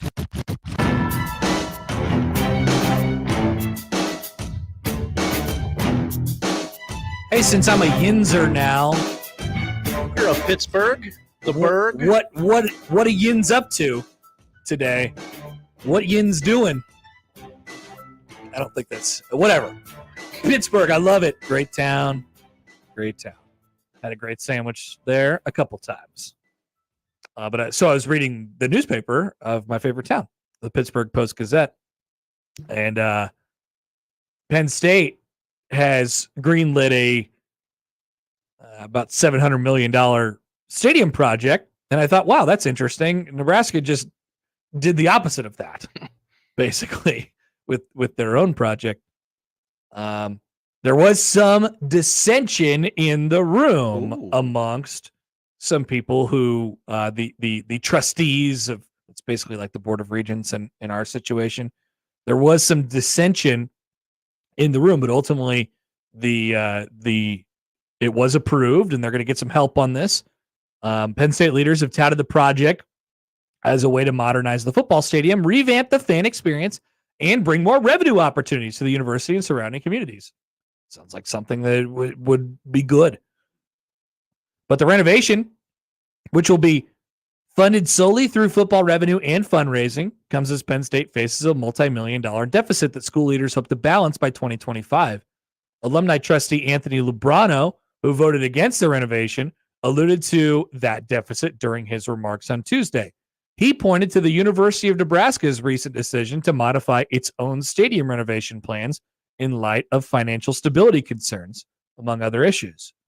Quote, my trepidation really centers on what's going on in the college landscape today, said Mr. Lebrano, who serves as the president of financial services firm AP Lebrano and Company.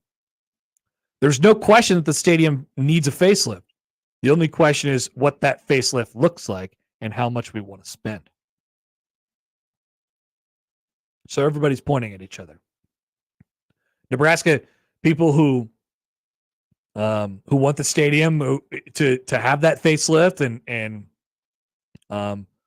feel as if they've been neglected, especially people who have sat in South Stadium for a long time, are saying, "Hey, look, man, look what Penn State's doing. Like, they care. they care about their fans." And there's some people at Penn State who are like, "Yeah, but do we have the money for this? Are we going to be able to find the money for this? We live in uncertain times with very, very uncertain things coming up on the horizon." So I wanted to give that perspective before we go full in on this side. The Joneses are fighting with each other. They don't know. Yeah. I mean, who am I supposed to be keeping up with? And I'd like to mention that it's not my money, and I'm not donating to the cause or anything like that. But if we all agree that Nebraska, something needs to happen, and there was a plan, Nebraska has said, yeah, something needs to happen, just not now. And I think they're doing it in the name of both saving money from pouring all of this money into a big time stadium project that would create this, not only this physical like hole in the ground, but also like you have to, I mean, that's a big sum of money that you're just putting aside and allocating to that project. But they're also doing it in the name of revenue creating, right? That's what East and West Stadium are supposed to be for. We're putting chairbacks there. We're getting rid of the grandfathering rules, and we're going to make money off of this now. I would make the argument that if Nebraska were to significantly upgrade portions of their stadium, bring it into the 21st century, make it sometimes I feel like there's no Wi-Fi at all, like put some Wi-Fi in there, make it, I sound like an idiot talking about these things, but make it fan friendly, have the ability to buy beer. You can make money off of those things as well and make it more accessible to people. I mean, if you are going to a college football game at Nebraska right now, you walk in with the expectation or with the hope that you are in your seat the entire game. Because anytime you have to get up, maybe you have kids, you got to get up. Hey, Dad, I got to go to the bathroom. All right, cool. Why don't you guys hold the seats? We will be back in 45 minutes. We got to time this. We got to time this thing out for the simple task. Hey, Dad, I want to get I want to see the stadium from over there. Or, hey, Dad, I want to go see something, an event that they have set up in the West Stadium. Hey, Dad, I'd like to go see the Nebraska Football Hall of Fame. Doesn't currently exist. I would like to go see the Nebraska Football Hall of Fame. Okay, let's go. I'll take you there, and we can do this all while the game is going on and be back in our seats in the same amount of time it would have taken me to go to the bathroom in 2020. So like you can't do that. You can't maneuver throughout the stadium at this point. Nebraska has, in essence, 4 separate stadiums that they have, and so it's not user friendly. It's not fan friendly at the moment, and Penn State is taking steps to do that. And I wonder how people feel about that, with them allocating even more money to the project than Nebraska is set to as well. And they are going through the physical, pains it is going to cause as well. I was reading, gosh, it might have been this story from the Pittsburgh Post-Gazette is mostly just about the Paul Skeens. It's mostly just about the financial side of things. But here's a little bit about the actual physical part as well. Upon the renovations projected completion in 2027, school leaders hope the stadium can get used more regularly for events like concerts, college football playoff games. They repeatedly referenced at a recent concert by country artist Luke Combs held at the venue that drew a crowd of over 80,000, Mr. Combs' biggest audience to date. More events like that could bolster the stadium's economic impact in State College and Center County. Mr. Kraft that's Pat Kraft, the Penn State AD, told the Post-Gazette on Tuesday. The point is to make sure that this building will be used 365 days a year and not just 7 or 8. That is something that we heard a lot from Mr. Alberts, a.k.a. Satan. Whoa. That's what people were saying, Josh. I don't know. That's not me. I'm not. Rip his name off the stadium. No, I liked, I thought that plan was good. Was it a lot at one time? Of course. But he was taking the approach of, if we do this, if we kind of bite the bullet here, we pay a bunch of money to go in this, we set ourselves up for success in the NIL world, and we have to pay players and all that stuff as well. That's a separate pile of money. But also, we're going to make the stadium work, baby. You better work, baby. And that's what Trev Alberts was saying to the stadium. Like, we're going to have concerts in here. We're going to have commencements. We're going to have volleyball day in Nebraska. It's going to be a revenue generator all the way around. In order to do that, it has to be fan-friendly. It has to be fan-friendly. Football game, you could go to a football game and say, well, I'm not going to be happy the entire time I'm there because I'm cold and I'm wet and I'm drunk and I can't move. But I only have to do it 7 times a year, so I will eat that. Now, that is increasingly the case less and less these days. So I was going to say, couldn't be me. But I will eat that for 7 times a year. If you're doing respect to people who do. If you're doing it for a concert, and if you're asking people to go to Memorial Stadium more and more and more and more, it becomes way less likely that they will eat that. And I also would think that, and Amazing Daniel echoes my sentiments, so I'll just read his.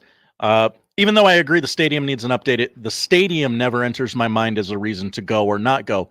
Parking occasionally does, though. Yeah. I mean, that's where you start getting into a conversation about a new home, a new place. There's nowhere to put that. But if you're going to keep asking people to come to things that aren't Nebraska football games at Memorial Stadium, which we suspect is not the case, actually, with a change to grass. Right. So that's the point that I wanted to make clear this entire week. It appears as if Nebraska is taking a different route on this. Like a not only a different route from the sense of they're not going to do South Stadium the way they said they were going to do it before, and they're putting different emphases on this project now, but also, like, holistically, they're taking a different route. They're not trying to monetize the stadium. They're not trying to not at the moment, anyway. Mm-hmm. And maybe, to give Dannon a little bit of leash here, a little bit of leeway, like his quote unquote excuse can be, hey, look, I haven't been here that long. I still got to figure this place out. I still got to figure out what works for us. And so let's just hold off before we do anything drastic. And we're going into this different period of time in college athletics. Like, let's just hang on for a few more years with me. And then I can be armed with the information to make decisions that represent the fan base and donors and sponsors well enough after I've gained all that information. I think that's probably real too. As long as the stadium doesn't smell like wet Runza, I'll keep it as it is. What's that? What's that, Sam? Oh, it does? Okay. We gotta go get that again. Adam writes in on the inbox here. Hi, Adam. Should we put the over-under at 9 months before Penn State's AD leaves for an SEC school after realizing the stadium project he bid off at Penn State was way bigger than he thought? Oh, where has that ever happened before? That's nonsense. They've got access to steel over there. They're fine. Doc says, how are they going to monetize East and West Stadium outside of increasing ticket prices? That's what I'm saying. They're not. Right. That's what we're telling you. They're not. They're not going to have special events. They're going to, the chairbacks are not just going to be, well, you were spending $12 a ticket for your bench seat. It will still be $12 with a chairback. No, it'll be $11,000 now for that chairback. If you wanted to look at it this way, you could. The reason that they're doing chairbacks in East and West Stadium is a convenient excuse to reseat everybody and wipe clean the grandfather thing. Mm-hmm. Some might call that dirty pool. Yeah, that's why they're doing it. That's why they're doing it. And so that's a quick way to make money that your athletic department, should be getting anyway, but they're not getting right now due to lack of, seat licensing and donation and stuff like that goes to those actual chairs. So, it's that is not the direction that is sort of the main part that I wanted to get across this entire week. Nebraska is taking a vastly different approach in this than they were under Trev Alberts. I'm not just talking about the South Stadium. I'm talking about from a holistic approach, like how do we view the stadium as a moneymaker? How do we not view it as a moneymaker? And that's not the worst thing in the world. That's not the worst thing in the world, because I think that what they're actually saying is how they would spin it is, well, we care about winning football games. If you're scared by not having South Stadium that the stadium is going to turn into a wind tunnel and it'll affect the football playing and the optics of things, then that's what you're saying. I don't know if I buy that completely, but that is an option. Let's just take a quick call before we get to Robin here. Here is Rick on the 42 Degrees of Source hotline. Hey, Rick, what's up? Good afternoon. It is afternoon. Yeah, there's four components to capitalism. There's capitalism is composed of land, labor, entrepreneurship, and capital. And the entrepreneurship at Nebraska has just been kind of like a revolving door. Carter leaves for a bigger potato at Ohio State. Ronnie Green retired. I think Trev Alberts left either because of lack of consensus at UNL, or he went to A&M, where he probably won't have to worry about raising money, or not as hard as he has to at Nebraska. So, and as far as the fans, I don't think they care about the fans at all. Otherwise, you wouldn't cut out 20 or 25,000 seats. So they're trying to make money, and I don't think they know what they're doing. And not that I do either, but I think if you measure out the analytics on how much the 20,000 seats you're going to lose costs you a year, and then you figure whatever the TV revenues are and throw it all together, somebody has to make a decision. And, you got two guys that are new on the block with Rule as a second-year coach, and he's not going to call the shot there. It's got to be Dan and in the Regents and whoever has the purse strings. So it's almost like a circus down there. But somebody's got to take the lead. So thanks for taking my call. Appreciate your program, and take care. Thanks, Rick. See you later. Appreciate the call. So what did Trev always say? He said, this is a special place, and I'll never, ever leave. The first line, this is a special place. What did he know? That you're going to show up. Mm-hmm. That you're going to show up no matter what. So what did he say? He said, I want to never, ever take that for granted. I want to never take that for granted. I want to honor that idea. And I want to, meet fans halfway. And I think his idea of that was this beautiful, Mount Trev in South Stadium. It helps with fan amenities. It helps the ease of access to the stadium. It helps people get around. And maybe it's a little bit more expensive, but it is ultimately a much better fan experience. And I think what the current administration is betting on is that you will show up, even if South Stadium is a pile of rubble, which, I mean, that's exaggeration, obviously, but they're good. They're saying, hey, look, man, this is revenue that we can count on every single year. Those people are going to be there. We don't have to do this right now. So my response to that would be, you better hope Nebraska wins.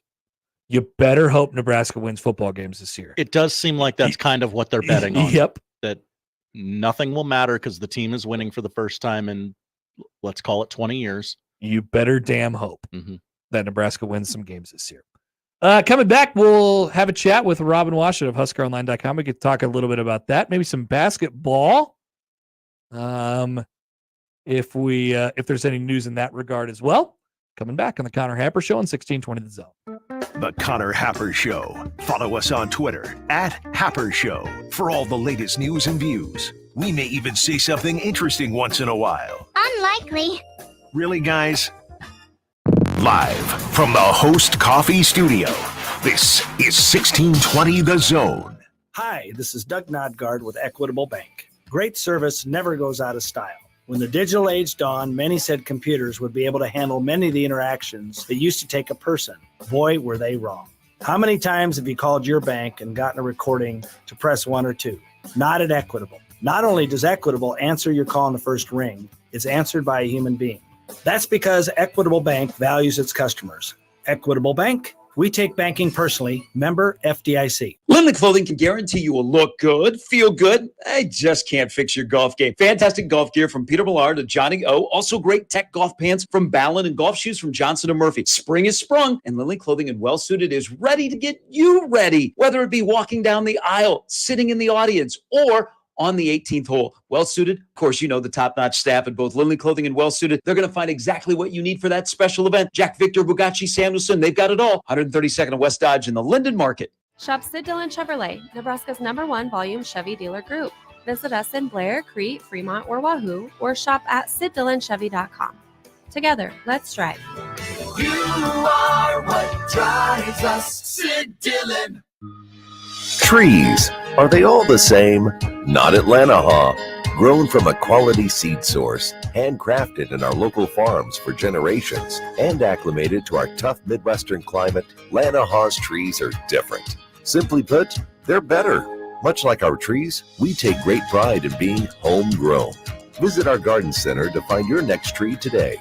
Rooted in quality, unmatched value. Lanahaw Nurseries, 192nd and Center. You know that dollar bill you've got stuffed in your wallet, purse, or pocket?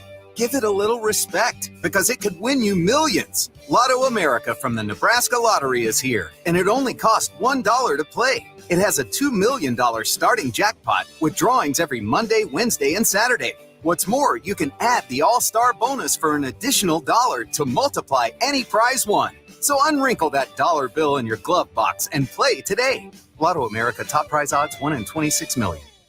Are you an annoying coworker? Sending emails when everyone else is sleeping? Do they ask, how do you sleep at night?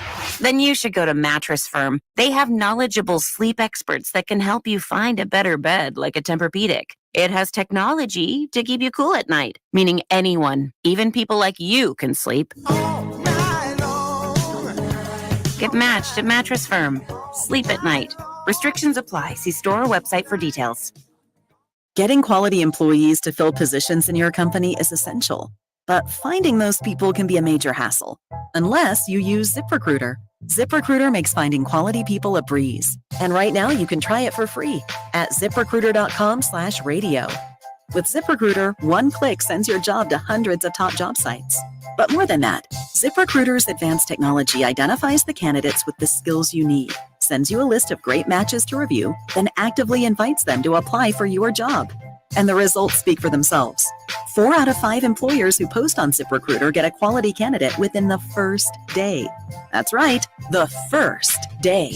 Now you can focus on your business and let ZipRecruiter do the work finding the best people for you. See for yourself. Experience the ease, efficiency, and power of ZipRecruiter for free. Just go to ZipRecruiter.com/radio. That's ZipRecruiter.com/radio. ZipRecruiter.com/radio. Tickets for less. Best seats, best prices, no service fees. Shop ticketsforless.com. KOZN Bellevue, Omaha, Council Bluffs. This is 1620 The Zone. The biggest basketball coaching convention of. To work on your stroke. Are you looking? What? You don't want to embarrass? Yeah, I'm talking. What is going on? Robin, are you okay? Robin Washut. Are your kids near you, or what just happened? Husker Online. I took a lot of preparation to make this thing a flawless interview, and clearly I still can't avoid it. Robin Washut, Husker Online. Maybe it was aliens. Maybe it was a phenomenon that we can't explain. The Connor Happer Show on 1620 The Zone. We're joined now on the 42 Degrees of Source hotline by Robin Washut of HuskerOnline.com. Robin, good afternoon. How are you? Doing well. How are you? Good. What are you? What's the latest on Mr. Burke, or how you're gonna have to say? I feel like you could do this. Can you pronounce his name correctly? Well, that's up for interpretation, but I go Burke Bjunkutushel. Like it's a Bjunkutushel. Okay. That sounded better the second time you did it. Bjunkutushel. Okay. The transfer from UCLA, looking at Nebraska basketball, is he had a bunch of suitors. Are we getting close to coming down to the wire with him? Yeah, I mean, he's visited BYU. That was his first visit early last week. And then on Thursday, I believe, he was in Lincoln for a visit to Nebraska. And those are the only two known visits that he's taken so far. And there's a lot of assumption that it's a two-horse race at this point between those two schools. It's been really quiet kind of throughout this entire process with him, and I'm sure that's for a variety of reasons. But today there was some smoke building that things might be progressing finally, and doing so in possibly Nebraska's favor. But as of late this morning, there had been no official announcement or decision made that we know of. So it's kind of to see how that progresses from here. I know there's still the opportunity, if there's a longer this thing to play out without a decision, that other schools could jump in and try to get involved late. One school that I know that has been sniffing around recently is Texas. So, for Nebraska's sake, you'd like this thing to resolve as quickly as possible. For one, just to get your roster, which was probably going to be the final big addition to your roster in place. Going into June, the first week of June is when the team reports back to Lincoln for individual workouts and summer conditioning. So ideally, you want to have your roster in place before June. So I think that they're kind of looking to get this thing resolved one way or the other as quickly as possible.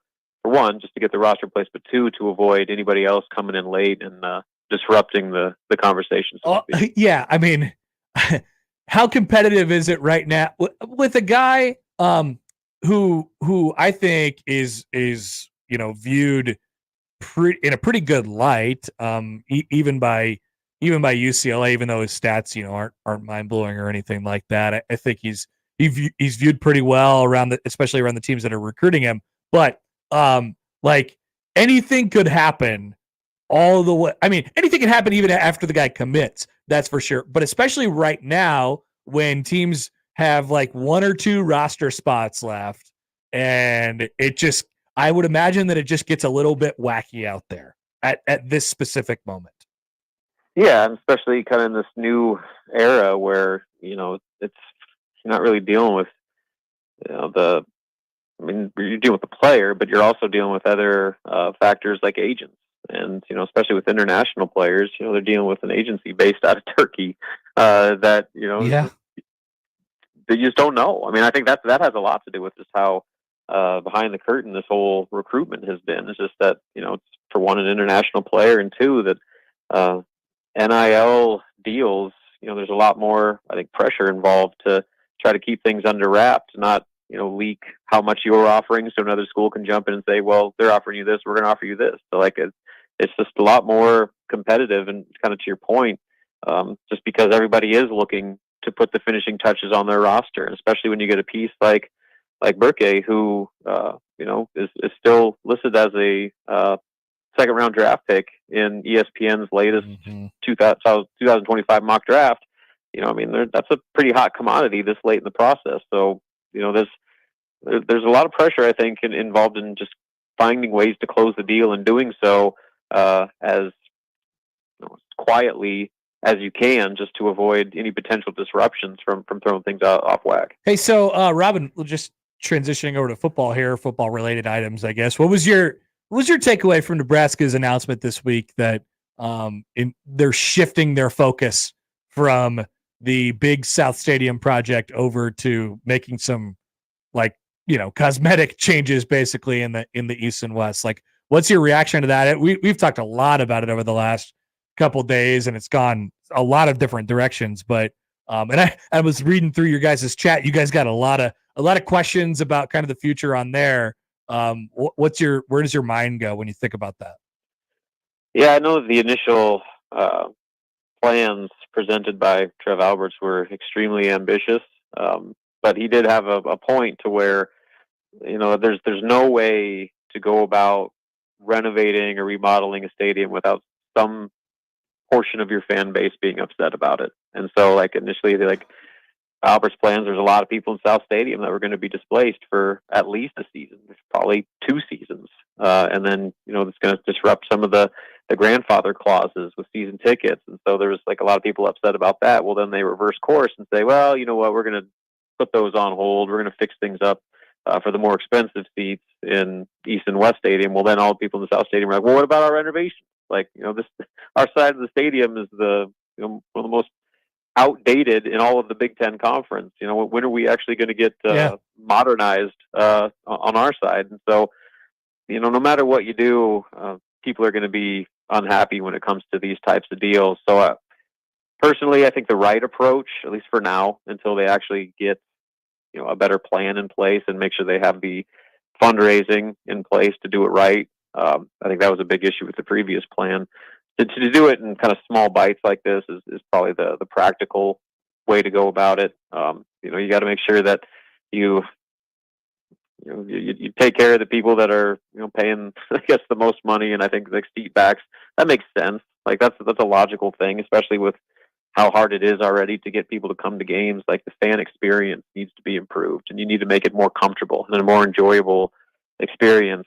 Especially with the product on the field being what it's been for so long. You got to, I think, find more ways to incentivize coming to games and make that whole experience just easier and more enjoyable. So I think that's something I think you can do, little things like improving concessions and just doing things that aren't necessarily these massive overhauls like what was originally planned. But, at some point you're going to run into a situation where, if you want to do all the things you want to do, just the infrastructure of the stadium, you got to ask yourself, is it going to allow you to do that without some of those massive construction changes? Yeah, I think there's probably going to have to be something at some point. For a long time, and this was the common thought, I think, around college football, especially with people in the same stratosphere, just in terms of Nebraska as a brand and as a football stadium. You look at all these football cathedrals, college football cathedrals around the country, and you see a lot of uncomfortable people, right? We'll jam in 80, 90, 100,000 people to this game, and we'll sit on benches as long as the team's good and you're giving us reason to show up. And I think that's still the case a little bit with Nebraska as well. But less and less. Does that thought process still work in college athletics? It hasn't been a thing in professional leagues for a long time. Almost every stadium that I could think of now provides the comforts and amenities that whether it's MLB, NFL, whatever, that those fans need. It's still a little bit of thing in college. Does it work anymore that way? I mean, it's harder and harder to do, especially just with how expensive it is. I mean, for family of 4 to go to a game, I mean, it's a substantial price tag on there when you talk about just getting to the game, parking, buying foods, hotels, tickets, all that sort of thing. And so it is a significant investment to go to games. And I think it's the least you could do, as a program, and then, from a stadium standpoint, to make that, something where you're not just sitting on a wooden plank for 4 hours. Like, I think that's just in today's age, especially with how much easier and, oftentimes more enjoyable it is to just stay home or go to a sports bar or whatever it is. Like, you're combating that to where people just, unless you're competing for championships year in, year out, it's harder and harder, and probably harder than it's ever been, to consistently convince people to show out in, sell out numbers and pay all of the costs that go with beyond just your ticket price to go to a game. So just finding different things to make the whole experience better, I think should be at the forefront of, a school like Nebraska's priority list. All right, Robin. Good stuff as always. We will let you go. Appreciate you taking the time. We'll talk to you later. Sounds good. See you later. Robin Washut of HuskerOnline.com. Oh gosh, I was going to ask Robin about. I was looking at Warren Sharp's big nerd list. Oh, big nerd list. Big nerd No, list. it's the schedule and the rest stuff. Yeah, we were going to talk about that today. Yeah, I was going to pull the Giants one up, but I didn't get to it fast enough. So, but I mean, breaking news. Have you heard this, Josh? TV now runs sports. Whoa. Yeah. This should be a bigger story. At the disadvantage of the actual football. So we can talk about that a little bit coming back. And another potential scheduling nugget. I'm not going to go full Charlie Day on this one again, but we can come back with a little bit of that coming up on the Connor Happer Show on 1620 The Zone. Previously on Unsportsmanlike Conduct. The bottom line is, for 6 months of YouTube TV, 5 of Prime Video, 1 month each of Peacock, ESPN Plus, and Netflix, comes to a grand total of $506.86. And then if you want to add the Sunday ticket, you're looking at $855 if you want access to every single NFL game played this season. Unsportsmanlike Conduct with John Bishop and Josh Peterson. Weekdays 2 to 6 on 1620 The Zone. Your Omaha area forecast from the Godfather's Pizza Weather Center and KETV Newswatch 7 on 1620 The Zone. A really nice Wednesday afternoon with high temperatures sitting in the mid-70s. Lots of sunshine and relatively calm winds. Tomorrow we'll start with a temperature in the low 50s, warming to a temperature near 80 degrees, and a chance of showers and thunderstorms for the late evening and overnight hours. I'm meteorologist Luke Vickery, KETV Newswatch 7. Hi, this is John Bishop. Since the day I got my driver's license, I've had a check next to the organ and tissue donor box. It's a selfless gift because healthy organ donors can save up to 8 lives. And with tissue donation, dozens more can get the gift of sight, and burn victims can get life-changing skin grafts.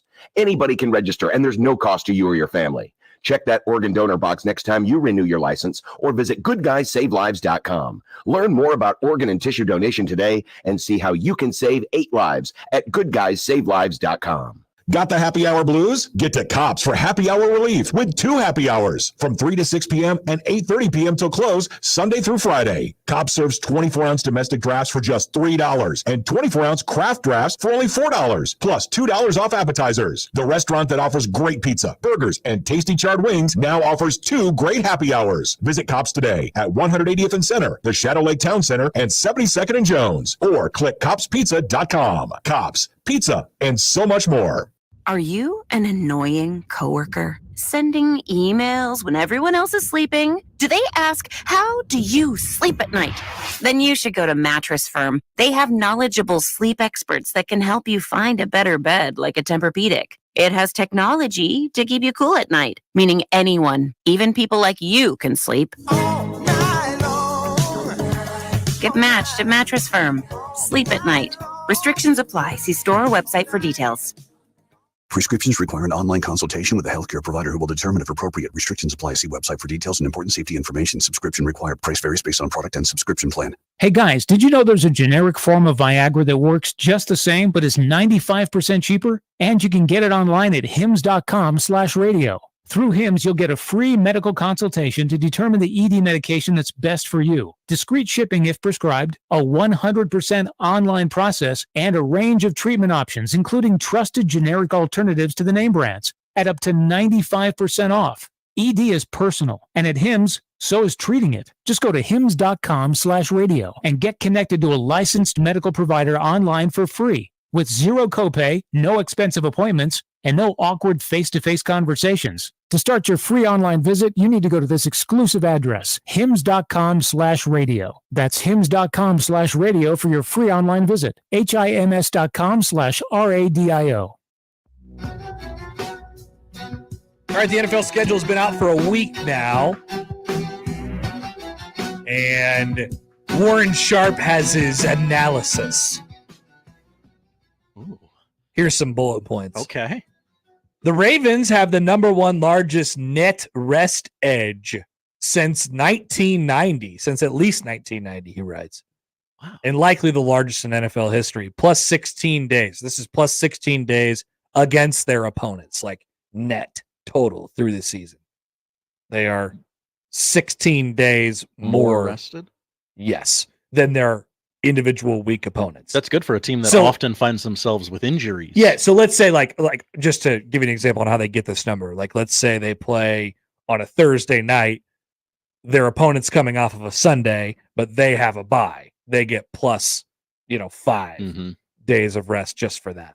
The 49ers have the number one largest net rest disadvantage in the last decade. And the sixth largest since 1990. They are minus 21 net on the year. The 21? Yeah, minus 21. The 2024 NFL schedule features a 37-day swing in rest between best and worst. Both of those numbers I just gave you, Ravens and Niners, plus 16, minus 21, which is the worst delta, the worst spread for any NFL season going back to 2000. The 2024 NFL schedule features a schedule in which there are 101 games played out of the 272, 37%, where one team has a rest advantage over their opponent, which is the most in NFL history. That's right. 37% of the games this year, somebody will be at a rest disadvantage. And somebody Something to look at if you're on the FanDuel Sportsbook. It's a good way to look at it, Josh. So I want to read you the first couple parts of this. And so basically what he's telling us is this is a cause for concern. This is significant. The NFL has Christmas games this year. They're playing on every day of the week, but Tuesday. Yeah. And it's becoming particularly concerning, Sharp writes, because the NFL has been getting worse at trying to make the schedule fair and equitable over the last several years. It feels as if, in some ways, they have thrown the fair and equitable part out the window in favor of guess who? Television. Mr. TV. I thought we were caring about player safety. No, not anymore. After not scheduling 3 games in 10 days for any team over the last 5 years, the NFL scheduled this scenario for 10 teams this year. 10 teams will play 3 games in 10 days. And that had not happened at all in the last 5 years. Wow. After not scheduling 4 games in 17 days for any team in the last 2 years, the NFL scheduled this scenario 7 times this year. For context, in the previous 5 years, this sequence occurred just 5 total times. It occurs 7 times this year alone. I have a feeling we're going to hear the phrase war of attrition a lot as the season progresses. Oh, people are going to be really mad about this. NFL teams are going to complain about this a lot. Once they actually get in it and they start thinking about, we just played on Monday? Why are we playing on Saturday? Like, what's going on here? Because college football wants to have people watch its games, so that's why you're playing on Saturday. In order to evaluate the second factor of the NFL strength of schedule, we need to look at several variables related to rest and prep, including net rest edges, more or less rest than opponent's days to prepare for the game, short week road games, games off, road games on Sunday night or Monday night, negated bye weeks, 3 games in 10 days, 4 games in 17 days. These are all the factors. Sharp writes, understanding these factors is unfortunately becoming more and more important. Why? And here's the thesis statement: because the NFL is sacrificing schedule equity for ratings. The NFL's VP of Broadcast Planning, Mike North, does an annual media circuit after the schedule is released. I listened to several of his interviews, and he's a likable guy. When asked to describe his job, he mentioned the 272 games are already known and said, quote, "It's our job to kind of take those 272 games and find the right home for them." What does that mean? Some of them sound like Sunday Night Football games. Some of them sound like Monday Night Football games. Others are qualifying for kickoff week 1. Some of them might belong on Thanksgiving or London or Germany. Others may belong on Sunday afternoon at 1 o'clock. Some may feel better early in the season. Some might feel better late. What he did not talk about in that, what he exclusively talked about in that, I should say, is primetime windows, like, right? Yeah. Kickoff windows, right? Not necessarily what he needs to take into account in terms of rest. I love the idea of that sounds like a Sunday Night Football game. It's a pretty interesting job, isn't it? Hey, why'd you make that a Monday night game? Because it sounds like it. Sounds like a Sunday at noon game. North said they try to maximize viewership, maximize fan interest, and maximize competitive inequities. It's they skimped a little bit on the competitive inequities part, from what it seems like. So just prepare yourself. People are going to be very much complaining about this. Jeff writes in. He says, "Hi, Jeff. NFL is asking for star players to sit out for rest." Well, what if we get a little load management in football? You know, what if? Well, now hear me out. What if we added another game? Doesn't feel that far away, does it? No. Feels like it's coming. Seems like this why don't might be the last 17 game season. Why don't we just add another playoff team while we're at it? Why don't we just play until April? We could destroy the UFL and all of the good work it's done. You've got to make these rosters bigger. That's a good part of the solution. If you're asking teams to, there's so little depth.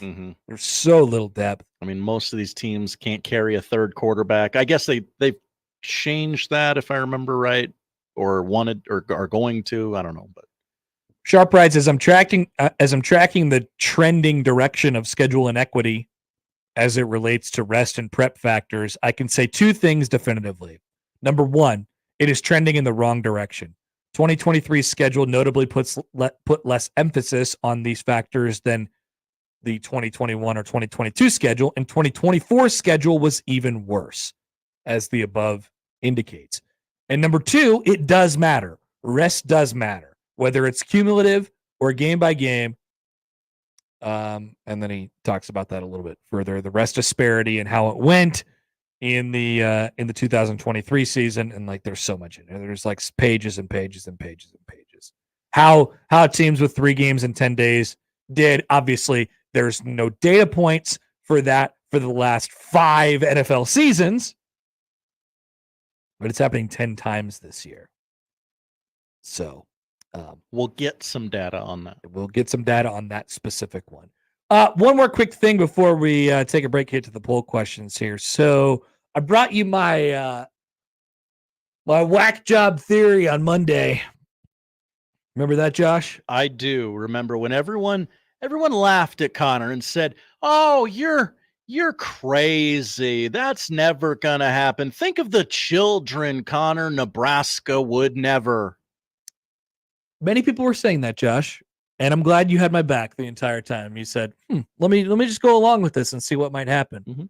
Now, a lot of people have been talking about Friday Night in Lincoln this week. Happy to start that conversation. Some have put list items out. And so we boiled it down. So based off of the initial theory that Nebraska's playing all these road homecoming games and none of those games are going to be on Friday nights, we boiled it down to a couple games. If Nebraska was going to get a Friday night home game this year, who would it be against? Illinois or UCLA were the only two possible for Nebraska. I have reason to believe it's going to be Illinois. I thought originally it was going to be UCLA. I have reason to believe it's going to be Illinois. And without going too much further on why I believe it's going to be Illinois, I will mention this. If it is Illinois, if Nebraska is playing a Friday night home game against the Illinois Fighting Illini this year, which would take place on Friday, September 20th. Same day as the ACC thriller Stanford at Syracuse. Oh, really? Mm-hmm. Okay. ACC matchup. I will add this little nugget in there. Nebraska will be celebrating their 400th consecutive sellout on a Friday night. Oh. If that Illinois game is on a Friday night. They'll be celebrating it either way. They'll be celebrating that Friday weekend, or Saturday. Friday or Saturday. It will be the 400th consecutive sellout. But how odd if that is indeed the Friday night game. Boy, it's a real crap slate of games this week for the Big Ten. Yeah, I was looking at it too. UCLA, LSU, So there's USC, a couple Michigan. decent ones. USC, Michigan. So the Big Ten on Big Ten crime that week would be Illinois, Nebraska, Iowa, Minnesota, Northwestern, Washington is a conference game. People forget. And USC, Michigan is a conference game. USC, Michigan is already locked in for CBS, I believe. According to what I have, it says 2:30, so I assume that means it's CBS. Here on the ESPN page, That's where I'm at. Does it not say 2:30 p.m. for you? It says 2:30 p.m. for me. Yeah, I would assume that. I mean, that's CBS. That's CBS's window. So there you go. UCLA LSU is not in the Big Ten package. That's an SEC night game. If they choose to put it there, Iowa Minnesota, feels like BTN in the morning if you wanted to, like whatever. I think it's going to be Illinois, and how odd for Nebraska to be celebrating their 400th consecutive sellout for a Friday night home game. Something that people are going to have to get on board with very, very quickly. Maybe that softens the blow, right? Because I am genuinely curious now to see the reaction. I personally don't care.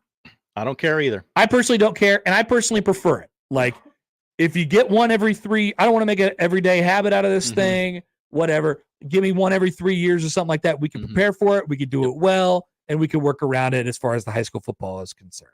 I think that is a very doable thing for the state of Nebraska, and of course the Husker fan base. I don't want to, I think it'll be fun, but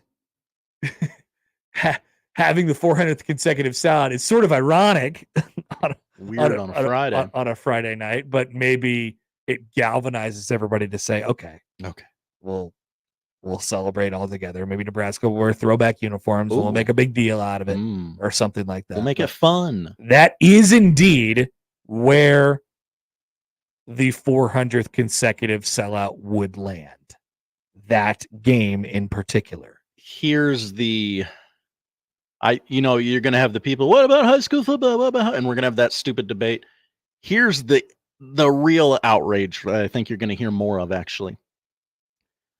I scheduled my wedding on Friday, September 20th because just to avoid the Nebraska football schedule. Now, no one will come to my wedding, and it's too late to move it. Sorry. You got screwed. Nothing there is to do about it. Don't get married. Your relationship's doomed. On the other side, all the people who were originally getting married on Saturday and we're going to have to deal with people hurling stuff at them are the happiest people in the world. Yeah. Whew, dodged a bullet there, honey. So congratulations to those people. Sorry for you Friday night people. I'm almost 40. I have no weddings to go to. So again, I don't care, but I weirdly do. You're going to hear about it. All right. Not that day, though. We will be back. We'll get you the poll questions. We'll tell you what to watch on the Connor Happer Show on 1620 The Zone. But I should remind people to sign up for 1620 The Email. Please do so. You'll get little nuggets of information sent straight to your inbox, straight from us. Join the VIP club, sign up, 1620 the email. You'll be the first to know whether it's sports nuggets like this, contests, promotions, chances for you to win money. Sign up today, 1620thezone.com. The best way to catch all the action is on 1620 The Zone. And no line for the bathroom.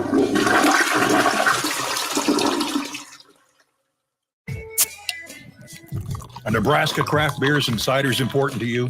Whether you just love Nebraska brewed beers and ciders or you're a full-fledged craft brewery, there are benefits to membership for anyone with the Nebraska Craft Brewers Guild. Their sole mission is to foster and help grow the Nebraska-centric brewing community. Become a member today at nebraska.beer and help advance the craft beer and cider industry in the state of Nebraska. Find out more about the Nebraska Craft Brewers Guild at nebraska.beer. Email any of our shows anytime into the Equitable Bank inbox. At Equitable, we take banking personally. For me, John at 1620thezone.com. The Equitable Bank inbox from 1620 The Zone. Host is roasting every morning. At Host Coffee Services, every cup of coffee served comes with a promise of quality, innovation, and a dash of fun, ensuring your workday is as delightful as your coffee break. Call Host Coffee Services today. Proudly serving Nebraska since 1972. Host Coffee Services is always roasting something good for you. Would you just give your house key to criminals? Having your personal information on the internet is like giving a thief the key to your home. They can take everything that's valuable to you anytime. But JoinDeleteMe.com can help you protect yourself. Online data brokers compile information about you and sell it to people who could ruin your life. But JoinDeleteMe.com scours the web, removes the personal information you don't want seen, and prevents data brokers, scammers, identity thieves, even political enemies from getting personal information that could hurt you, your family, or your reputation. You'll get regular reports detailing what they find and remove. And JoinDeleteMe.com isn't AI. It's real people working to keep your data safe. Keep your private life private with JoinDeleteMe.com. Today, get 20% off your Delete Me plan when you go to JoinDeleteMe.com/deal and use promo code DEAL at checkout. Go to JoinDeleteMe.com/deal and enter code DEAL at checkout. That's JoinDeleteMe.com/deal, code DEAL.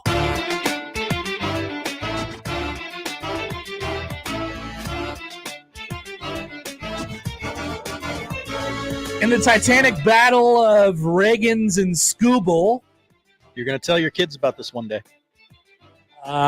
Kansas City leads at 1-0 in the bottom of the second against the guy that Josh has money on to win Cy Young. You picked the wrong horse, bub. Boy, it sure seems like that. Cole Reagan's 3-3 record. He needs it. Much higher ERA as well to start his year. Mm-hmm. Did Garrett Hampson just drive in a run? Yes, he did. It's 2-0 Kansas City. Lighting up Tariq Skubal. In the bottom of the second, something that no team has done this year. Tariq Skubal 6-0 with the record. And with a 1.8 something ERA? Yeah. Sub 2. Watch out.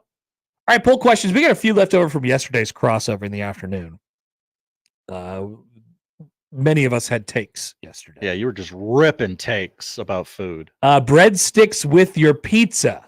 There's one before that. Of which John Bishop is mad at. Okay. Oh, do you miss Kmart? That's right. Most voted on poll question of the last 24 hours. 55% voted no. Mm-hmm. America agrees. Breadsticks with your pizza, yes or no? Hell yeah.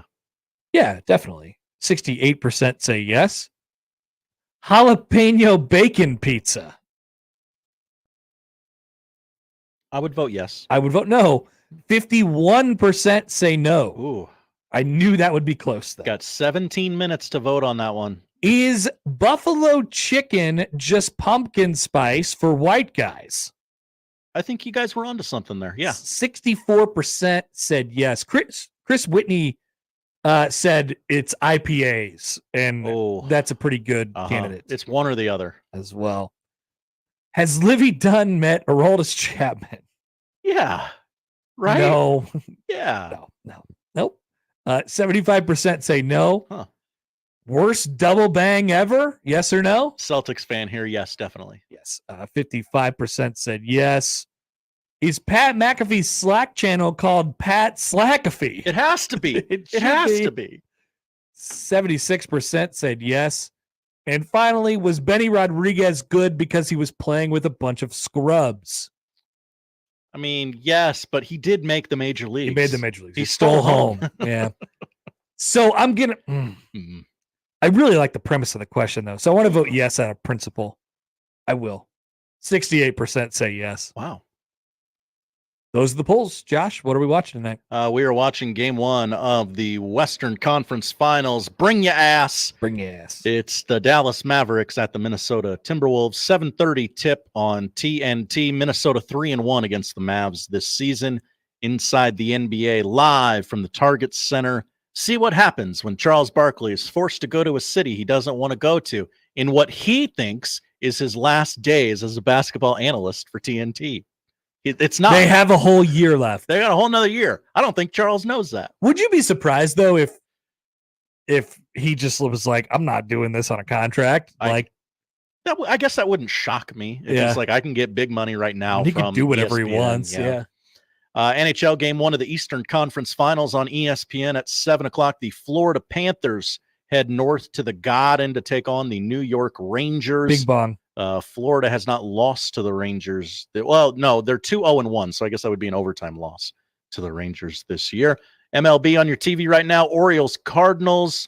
They completed a suspended game already today. They're back at it in Game 2, technically, right now on MLB Network. Angels, Astros follows that at 3. Rangers, Phillies follows that at 6. And then Diamondbacks, Dodgers follows that at 9 o'clock. Quadruple header today on MLB Network. Mariners, Yankees, 6 o'clock on ESPN Plus.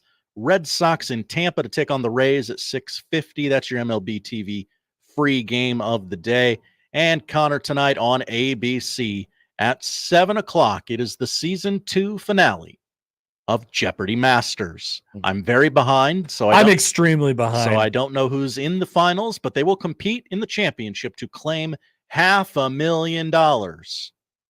This is the primetime one, right? Yes, this is the greats of the game. Do you want to know who's in the finals? I don't. I want to watch it live and be surprised because I'm about halfway through it and the standings are surprising to me. I kind of want to know. Okay, I now know. Okay.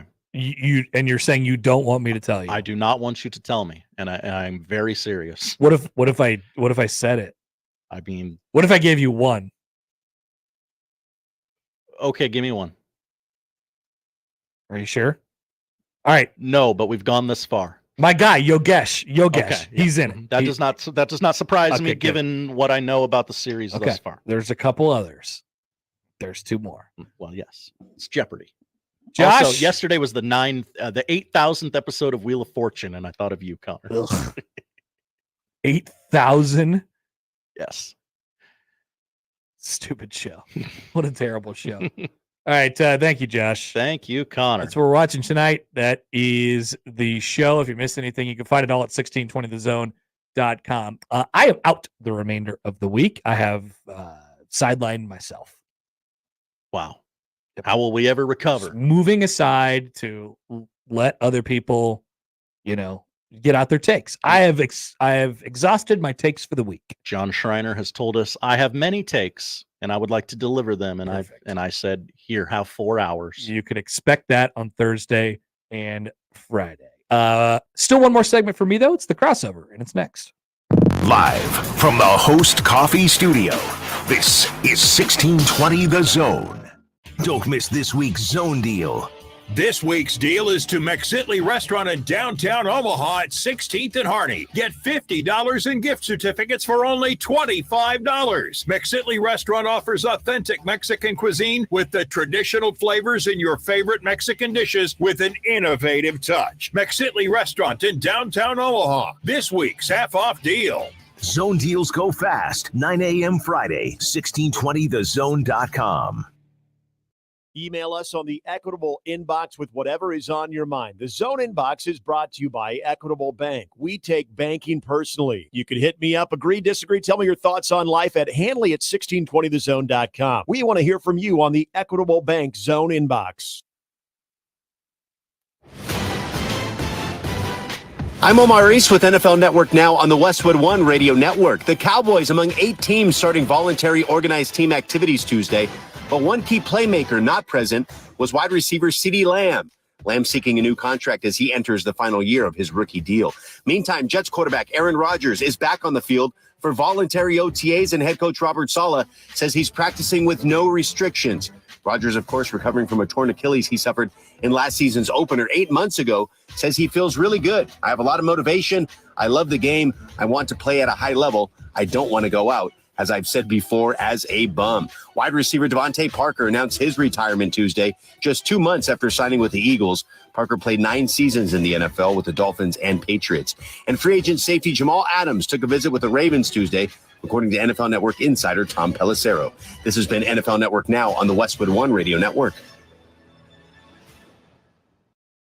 They say health is wealth, and I could not agree more. That's why if you or somebody in your life is living with everyday aches and pains, I want to tell you about Relief Factor. And I'm telling you, I can feel the difference. Relief Factor is a daily supplement that helps fight pain naturally. Naturally. Now that's a big deal. Developed by doctors. Relief Factor's unique formula of ingredients all work together to help support your body's response to inflammation. Instead of masking pain for a couple of hours, Relief Factor actually helps reduce or even eliminate your pain for good. Whether it's neck, back, joint, or muscle pain, if you're looking to feel better, live better, give Relief Factor a try. In 3 weeks, you will know if it's working because you'll feel it. For instance, I was sent Relief Factor to try, and I've been taking it every single day. I'll tell you what, I feel the difference every day. Go to ReliefFactor.com or call 1-800-4RELIEF. That's 1-800-4-RELIEF. Save on your first order. Don't let pain tell you how to live. Fight back naturally with Relief Factor. These products and statements have not been evaluated by the Food and Drug Administration. These products are not intended to diagnose, treat, cure, or prevent any disease. Are you an annoying coworker? Sending emails when everyone else is sleeping? Do they ask, how do you sleep at night?